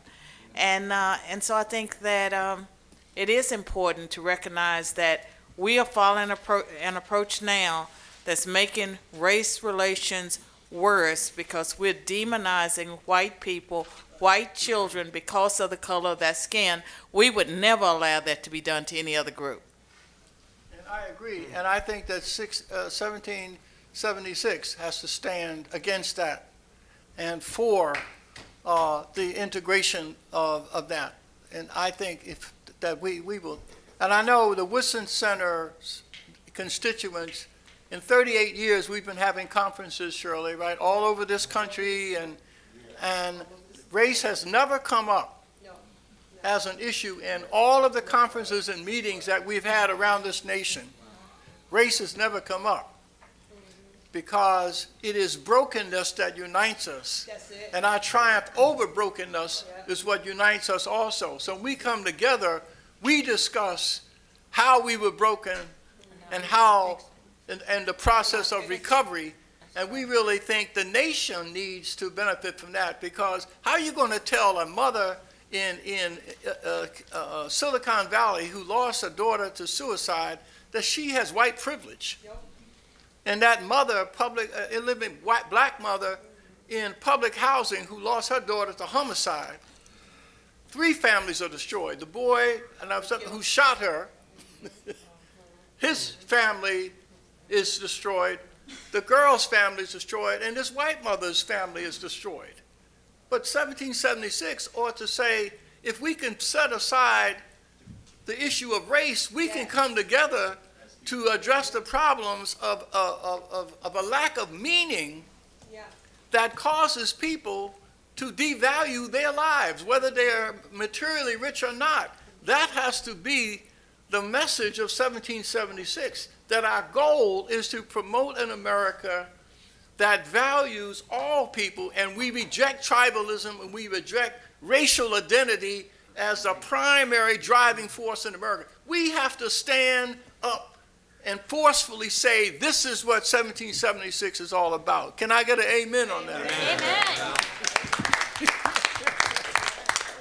And I'd like to hear what else. I want Beth to kind of step in here, and Dan to kind of drive the discussion as to where do we go from here. Take the mic, Dan, will you? Well, one of the ways we go from here is we have to communicate all this brilliance and experience in the room, right? And so as we're doing this organizational meeting with an eye towards a launch next month, that means we need communication infrastructure. And so I just wanted to go through the landing page we have right now and a mock-up of a website, a homepage of a website, so that you have some sense of the coming together and how we're going to profile all of the participants, the scholars, as well as the achievers, and all of the work, and then a little bit of discussion about distribution, so that people have a sense of this coalition of the willing and available we're going to build to proselytize the work product of every single person in this room, and as well as those who are participating who couldn't be here. So do you want to just start with the landing page? So the landing page we're just holding right now. So we'll have the mission statement video, as it were, and then if you just scroll down, you see the 8 essays, some of which we were just going over, that we have in-house that have been edited. Again, this is not public, this is internal use only. But it gives you a sense of how this is going to be handled. So these are the 8 of the scholars who've produced essays so far. They'll be part of our initial launch. And then if you click through on Coleman's, right? So on Coleman Hughes's editorial, that will live on the Coleman Hughes page on the site. And then we'll have video content from Coleman testifying on the Hill about reparations and so on and so forth. And it will be like that for every single one of the scholars. Recent editorial work, in addition to the launch essays, video work that gives you some flavor of who every individual is, and then we'll be pulling from all of these interviews that you all have done over the last 2 days to provide introductory videos into who you are, what you've done, what your work is as well, and then we'll just add all the content that you produce on a rolling basis to make that sort of your living page that provides profile to who you are. If you go to the mock-up, and then this sort of pulls us out and talk a little bit about brand. So this is not live, this is just a mock-up. So you've got the introductory video, you've got scholars and achievers, all the functional stuff, donate, sign up for newsletter, that sort of thing. Then you've also got serial video series that we want to do, and I know it's difficult to see for those in the back of the room. But we'll do series like The Black History You Don't Know. Some of the conversations we've had over the last 2 days. Stories about a black achievement and black resilience that are not well known, are not part of enough history courses. Stories about Black Wall Street in Tulsa, Oklahoma that everybody should know about and they don't know about. Just all of the accomplishment of black individuals. And again, going back to these two catchwords that Bob likes to use, I know, resilience and achievement. So the bells and whistles is one thing, but I just want to take a step back and talk a little bit about brand. So the great PR guy, Simon Sinek, says, people do not buy what you do, they buy why you do it.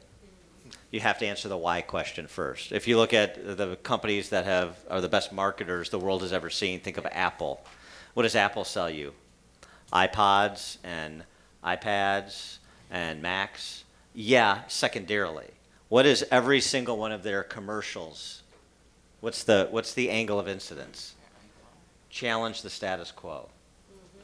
Everything they do, what they're selling you, why Apple products? Because everything we do is cutting edge. Everything we do is challenging the status quo of the digital age.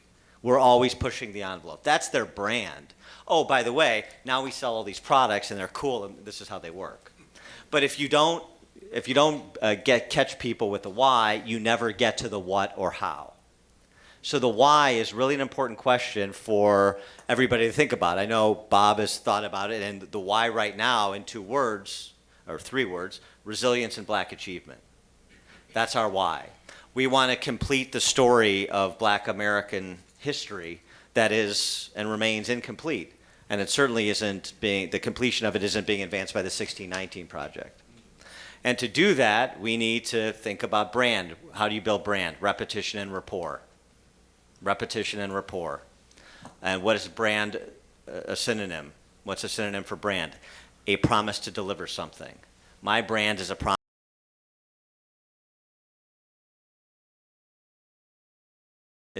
to deliver a completion of the history of black America. And in simple ways, I mean, it's just so, and I'm happy to discuss this too, but I just want you to sort of conceptualize the framework. What's the answer to the why question? What is the brand 1776 a promise to deliver so that everybody is singing from the same hymnal? And then we get to the fun part, the storytelling part, about all the unbelievable stories in this room, the accomplishments, the scholarly insights, and we build work product, because ultimately people don't judge you on who you say you are, they judge you on what you do. And so the work product will tell the tale of the 1776 project. And so that's sort of the 1, 2, 3, and then we can have a conversation about distribution as well, and some ideas we have on that, but I don't want to get too far ahead. I have a question about optics. As far as the website, because we are who we are and we're not who they are, I think it's really important that for the home page that it's integrated enough that you see at least a couple of white people. Well, right. I mean, on the landing page, we've got. Bring the white guy on. Yeah. Where are the white people? No, but part of that will be, yes. I mean, the landing page also has some placeholder video content, right? So it's, but I mean, on the landing page, two of the scholars that we have up right now, Josh and Robert, are white. So I mean, I completely agree. I'm But just what saying that our- we have the raw material, and so that will be presented. But the model for what we were talking about is really the civil rights movement. It was led by blacks, but participated in by everybody. And I think the reason that we have so many is because the left is using the black community as the bludgeon to tear down the door of America. And the only resistance right now are white scholars. And they are, Hannah Jones is just dismissing them without dealing with the content of the art, because she can do it in race. She will not have the same option to dismiss us. Right. If people of color speak up and say that. Pat, I'm sorry, go ahead. Oh, I just had a question. When all of this is done, it'll be available for us to have. I think this is a start to be able to take it back to our communities and say, this was a very deep, because this was deep to me, very deep discussion. And it just needs to be seen in the circles that we are in. So because, not everybody in our circles will be able to understand all of this. They won't. They'll be like, wow, this is deep. So, for us to be able to have something to talk to them about, this is what we're doing, this is what it's about, would be a good leadway into we could get it out as one. I believe he talked about social, on social media. Yeah, for sure. You can post it on your Facebook page. You can tweet it. You can put it on Instagram. That's the kind of stuff. We'll get it into the social media. So the answer is yes. You'll have it all in whatever format you want. In addition, the website and all the content on it will be live. You can have the password protected backend if you want to look at stuff now too. Fine with that. And then it'll have all the functionality for easy sharing through all the social media platforms you just rattled off. Absolutely. Yep. I do also think we should have Carol's face on the homepage.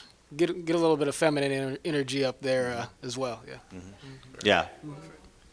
Yeah, the first point I was going to make has already been made by two people. Just integration is good. The second is just a very technical question. Is blacks at their best whatever going to be the final working name of the website? He asked if blacksattheirbest.com is the final working name.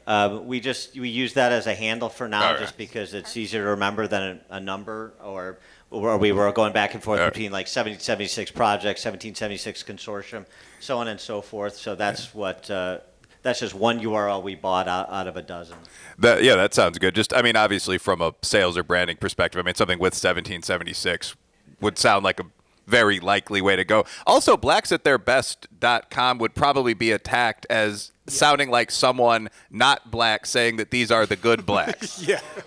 As a working website, it's great. The site looks good, but I would note that just from a business perspective. I second that concern. Thanks, John. Yeah. That's not. Yeah. All right. I think we send a message of no color. Because all of us here that are scholars or grassroots, that's what we practice. I'm not black or white. See, that's what the Bible tells me. So we're believers and Christians. We believe that when I look at you, I don't see your color, I see your spirit. You're not my brother because you're black. You're my brother because we have the same spirit. So, and when we go and we are the interpreters of 1776, I want to represent it well. And I want to represent it where the people I give it to can swallow it. See, a lot of times we cook stuff, but we cook it to our taste. We have to cook it to the people who have to eat it. And if they enjoy it, they will eat it if they understand it. So I don't mean to be hostile, but what I'm saying is when you come, cook me right. Serve that plate where I can eat it and enjoy it, and I'll serve it to my brothers and my sisters. So I think we sitting here, since I've been with Bob, we've never discussed race. Never discussed it. We discussed poor, we discussed health, we discussed the uneducated, but we never talk. And I take black and whites, he take black and whites. So I think we need to be a no color. And I don't know if anybody else agree with that. No, let me just respond by saying that I agree with you in terms of our general attitude about one another. But when the other side has pushed an agenda on you that says everything you stand for as a Christian person is being undermined because, after all, what they did to black people, you got to respond to that. Also, they would say that your Christianity is from but white you got to respond. patriarchy. Some things you got to respond in kind. Because I say to somebody, if you bring something in the room to me, you're going to go out with it. You know what I mean? So I'm not going to act like you didn't bring it in the room. So if the left brings race into the room, we got to let them leave with it. But we can do it as a unified group of people doing it. It shouldn't just be black folks talking against that. White folks need to get the courage and tell black folks what they're doing is stupid. Because that's really transcending race. When you can be honest with somebody across race, even if, but too many white people are intimidated. Well, I can't say that because I'm white. Yes, you can. Yeah, two things. One is, I think, I agree exactly with what you're saying, is that only black people can give white people permission to speak. So many of them have been silenced. And you know, in America, we all get to speak.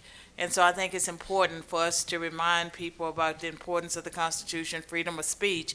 But it's almost like it's up to us to be the civil rights advocates that give white people their voices back. And the other thing is, for the first time in my life, I spent my whole life avoiding identity politics. I was not in the Black Student Union. I was not a black political scientist. I was a political scientist. But this year, I agreed to be part of Black Voices for Trump, and I am the Black Outreach Director for the Mighty American Strike Force. And that was a big decision for me, and part of it was when I ran for mayor, the black community received me warmly. You know, they wanted to be a part of me. And so that was important to them that I was black. But the other thing is the Apostle Paul say, I become all things to all men so that I might win some. And I felt like the Lord was telling me to make that decision. I really felt like this is what I was supposed to do. God was asking me to do that. And it was really my pride because I don't do identity politics. And so I'm doing identity politics, and that's why I'm doing it. But I'm hoping that by doing it, I can open up the door to the community that Dr. Martin Luther King envisioned. Right, and I think all of us have got, and this is where we handle differences, all of us have got to decide for ourselves what is in our strategic interest at the time that we're doing it. I remember when I was, I told some people I was on Black News Network going to 13 states, and the host was hostile, and so was the guest. But when they opened the phone up, 7 to 1 of the calls agreed with what I said. And that when you go around the leadership to the people, and so finally the host had to get in a dig. He said, well, Bob, Brother Woodson. That's always a sign when they concede, when they say, Brother Woodson. Now that we've heard you, my brother, I can understand and agree with. But don't you think you do your cause a disservice when we see you sitting next to President Reagan at a white conservative dinner? I said, I will ride on the back of his damn horse holding his waist if I thought it would help my people. The problem is, it's not about what people think of me. I'm not important. But the people I served was served by me sitting next to him at that dinner, and I will do it again. That's how we have got to respond. I tell people, I do not have any defensive plays. Yeah. It's all offense. And we have got to think like that too. So on this question of race blindness, I think that the right, we have to get a new script, because I think we've tried the script of colorblindness for a long time. I would argue it dates back to 1964 when Barry Goldwater opposed the Civil Rights Act, and his argument at the time was this act would create actually distortions that would end up hurting blacks, and that was his argument. But because of that, that was the watershed moment for blacks to start, it fell to single-digit support for Republicans, and I don't want to get partisan, but just conservative ideology or just common sense. Black support had been 39% for Dwight Eisenhower in 1956. It was 32% for Richard Nixon in 1960, and it fell to 6% in 1964 for Barry Goldwater. And ever since then, it's either been single digits, and a couple times it's popped up to 10 or 11%. But that was really the watershed moment, was when the conservative movement adopted this this language that we need to be colorblind, and look what it's gotten for us. It hasn't been working. So I think, and I brought this up to J.C. Watts, who is launching the Black News Channel, and I'm in conversations with his team about getting 1776 involved with the Black News Channel. If you guys haven't looked up the Black News Channel, check it out. It's a cable network. They got this billionaire guy from Florida who's backing it. It's supposed to launch next month with Black History Month. But I was interviewing J.C. Watts about the Black News Channel before the launch, and I brought this question up about, should we be a race-blind movement as conservatives? And he said the problem with that is that you're not actually looking at the world around you through the eyes of God, because God made me a black man, and he made you a woman, he said to me in the conversation. And he said, so when we're looking at the world and we're looking at the least among us, which I know Bob talks a lot about, there are the structural issues that we can't ignore, that are proportionately affecting certain races more than others. So it's not about being colorblind, it's about looking at everyone through that spiritual lens, which is looking at them through the eyes of God to see you are my brother and my sister, and we know that certain races are afflicted right now at this time with certain pathologies that are less predominant in other races. So let's just be pragmatic. Yeah, the only thing I wanted to add was, we've been talking about the nature of the 1776 project and it not being, I remember talking to you, Bob, about it not being a retaliatory or attack project against a 1619 project, that we were just, in some sense, providing an alternative narrative. But one of the things that I think, so I haven't gotten too personal in terms of just saying that I'm an immigrant, but I used to be an atheist and I'm a recent convert. Yes. All right, so, right. So one of the things that we're going to have to think about is the aftermath of this project. Right, and how the adversary, those who have identified themselves as our adversaries, the progressive far left, will take this project. And I think in the moral division of labor, multiple tasks can occur on multiple levels. So there's a conversation that had arisen this morning at breakfast about, do you fight fire with fire, or do you fight fire with extinction? And I think I think with extinction. Yeah, I think you fight it with extinction. Yeah. Well, I think sometimes you fight it with fire too. But I just raised this because I think one of the things that we might have to think strategically about is, how do we respond once a project gets launched and it gets taken up in the radical left-wing media?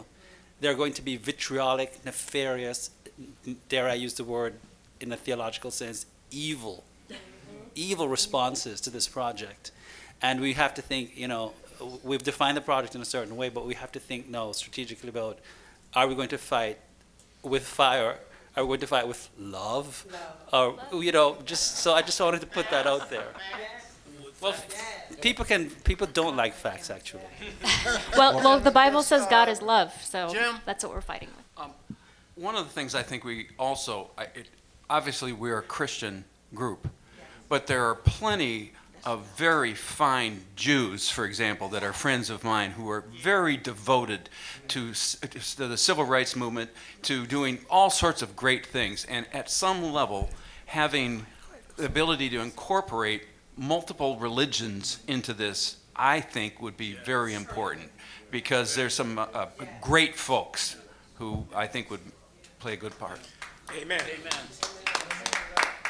The only thing I wanted to add is to your comments is when we talk about color blindness, I think I disagree a bit in the sense I don't think we should shy away from that, and I see the history a little bit differently than you do. I don't think that blacks overwhelmingly vote Democrat because they're rejecting the color blindness of the Republican Party or Barry Goldwater. The colorblind ideal went much further back than that. It was, Plessy versus Ferguson. When that went the wrong way, The lone dissenter on that said our Constitution is colorblind. That was the argument that eventually won the day.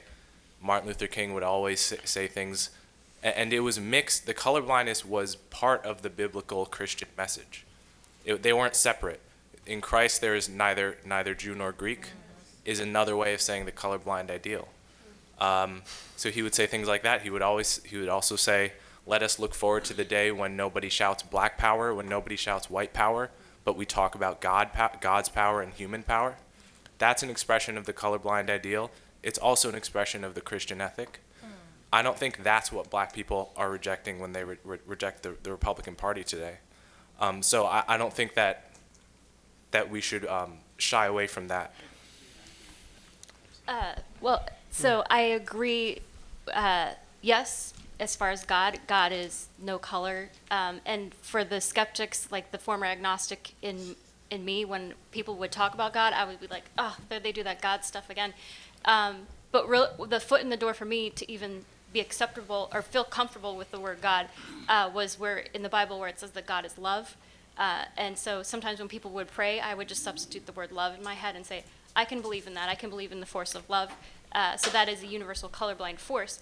I just think, to Bob's point about understanding the nefarious, in Jason's word, evil tactics of the left and how devious they are to use optics and to use, I mean, this is politics. It's a contact blood sport. And I know there's a lot of veterans at this table who understand those sort of evil, nefarious tactics. And so when we're talking about my background is in television news, that was what Roger Ailes understood, the power of the image, the power, and that's what turned the nation actually, in many respects, toward civil rights, was the power of television, was because in the same way that Uncle Tom's Cabin showed people through words what was happening, the evils of slavery, and really turned the conscience of the country. The 1960s, the television inside the home was the image. And the power of imagery and the power of color, I think, it should not be ignored also in terms of just our messaging. So let me just, go ahead, Carl, please. There's two things that I see at the table. It goes back, Bob, when I went out to Colorado when my son was out there. And he had asthma, and he was at the National Jewish Hospital. And then this Reverend Leon caught up with me at the hospital. He left a note. I got in touch with him. And he says, I want you to come to talk to some Bloods out there. So I go with him. All the Bloods were white. And I'm like, wait a minute. These are white Bloods, man. I'm scratching my head like. But it was, and then it was some mix. But I'm saying on certain levels, people understand they do what they do because of engagement and associations with each other, not so much a race. And then it goes back to when I'm thinking about making a speech in Connecticut, at Cranberry, Connecticut, and they were talking about Cranberry Hall, how she influenced people of color to educate them, to send them to Howard. And that's why Cranton Hall was named after her at Howard. So, you know, and I'm only saying this to say that a lot of black history rolls into white history. You can't separate it. It's very difficult to separate. Reparations, I had a big argument with the West Indian population. And their whole thing was, well, how do we fit into this? You know, and some people say, you don't fit into it. I said, wait a minute, we had Marcus Garvey.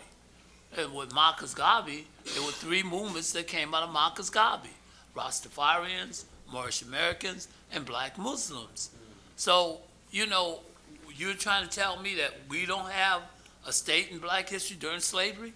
So, you know, it's a hell of a debate that you need to, how would you do reparations? It was split and have us fighting for 2,000 years to who get what.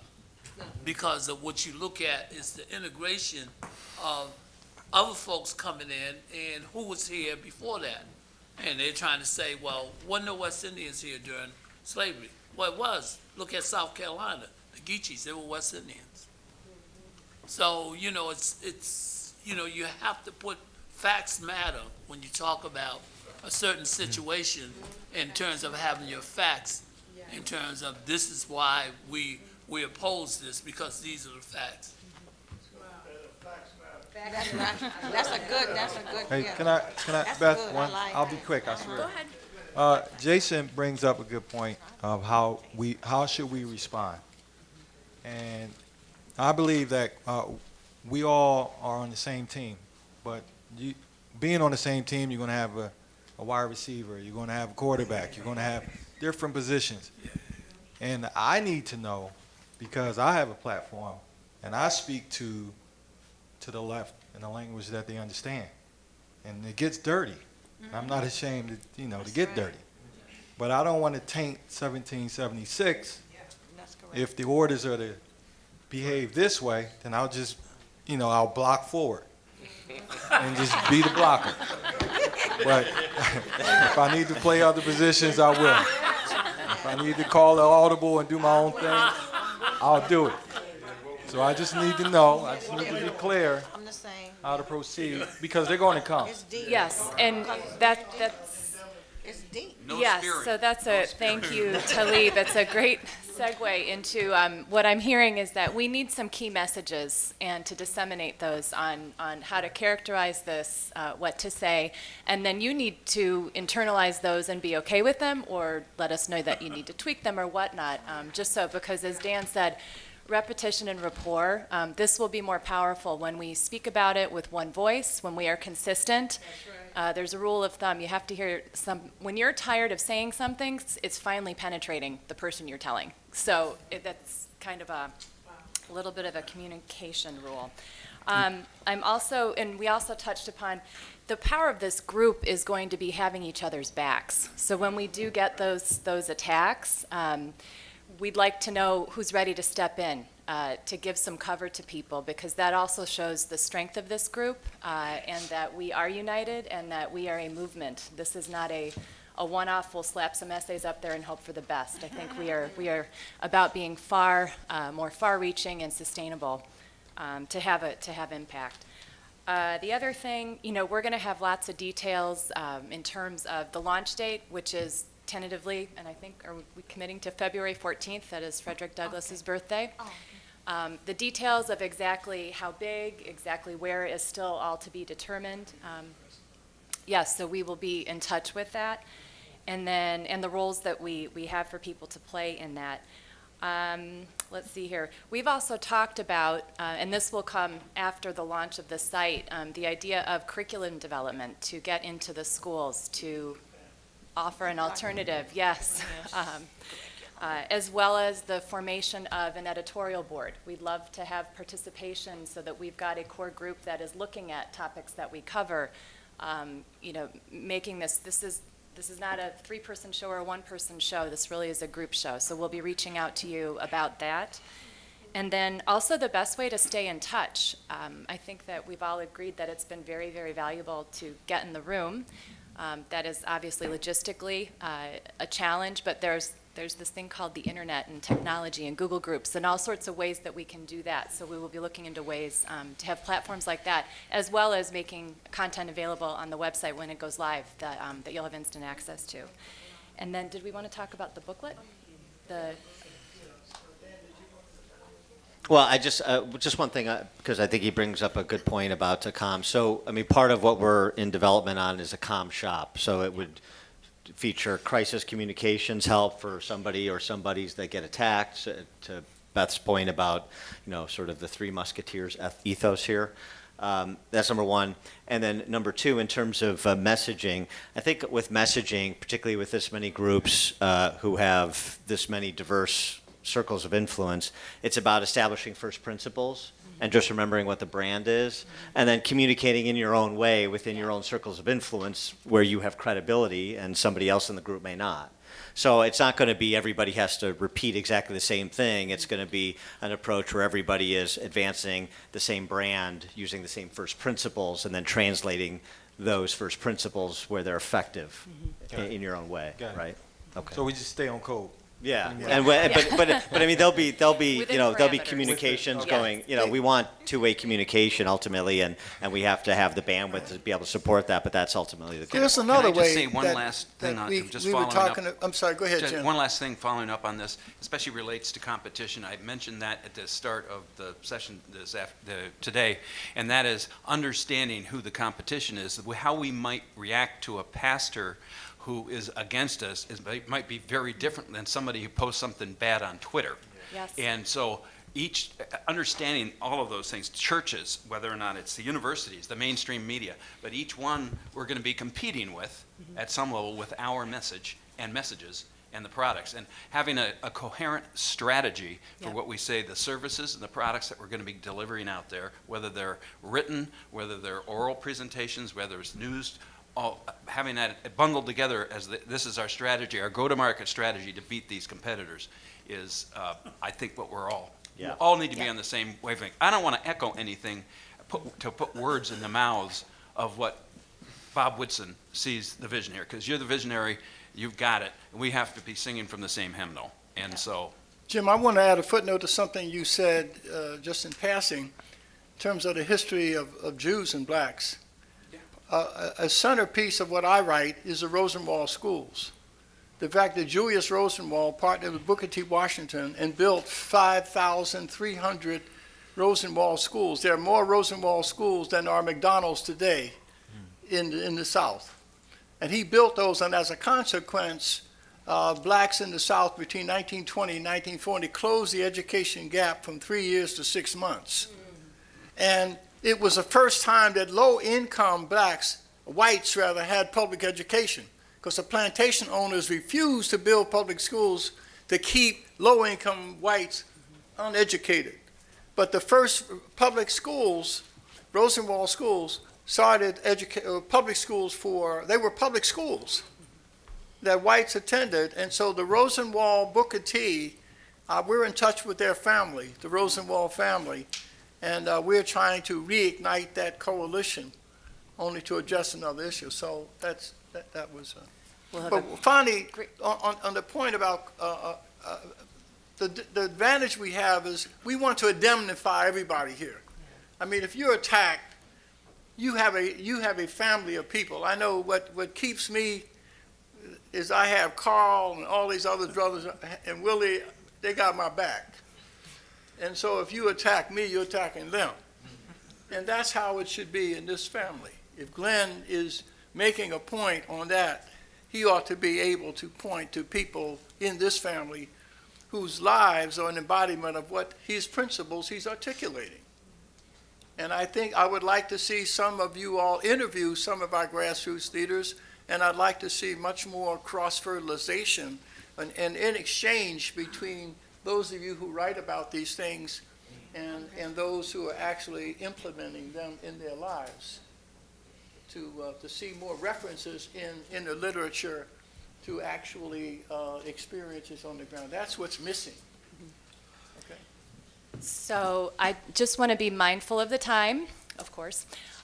It is, let's see, it's almost 3:45, so I know our close had been scheduled for 3:30. If you have a flight to get or need to excuse yourself for travel, please feel free to do so. For those who would like to remain and continue the discussion, well, we can go on another half hour. I got a whole case of wine. No, but also, if you have people that you think should be a part of this, please send those names, and I know I haven't exhausted your list yet. But Glenn has just been a great source. I've met most of you, a lot of you through Glenn. So if you have other people that, please email Beth and others. Yes, so please do. I mean, we'd love if you've got 2 people now. Feel free to shoot me an email. We will include them. We just had a very inspired idea to get a group picture. If we could do that, so could we gather? That's right. And do that, and then, I got the newest iPhone. Do anybody got one better? What I'm saying is, But we got a video camera. We got a video camera. We can take a still Yeah, we for need a that video camera. camera. that's okay. Yeah, we have a couple cameras in there. Can you all come up this way? We got. Need somebody to Where's a take good pictures. place for it? Here?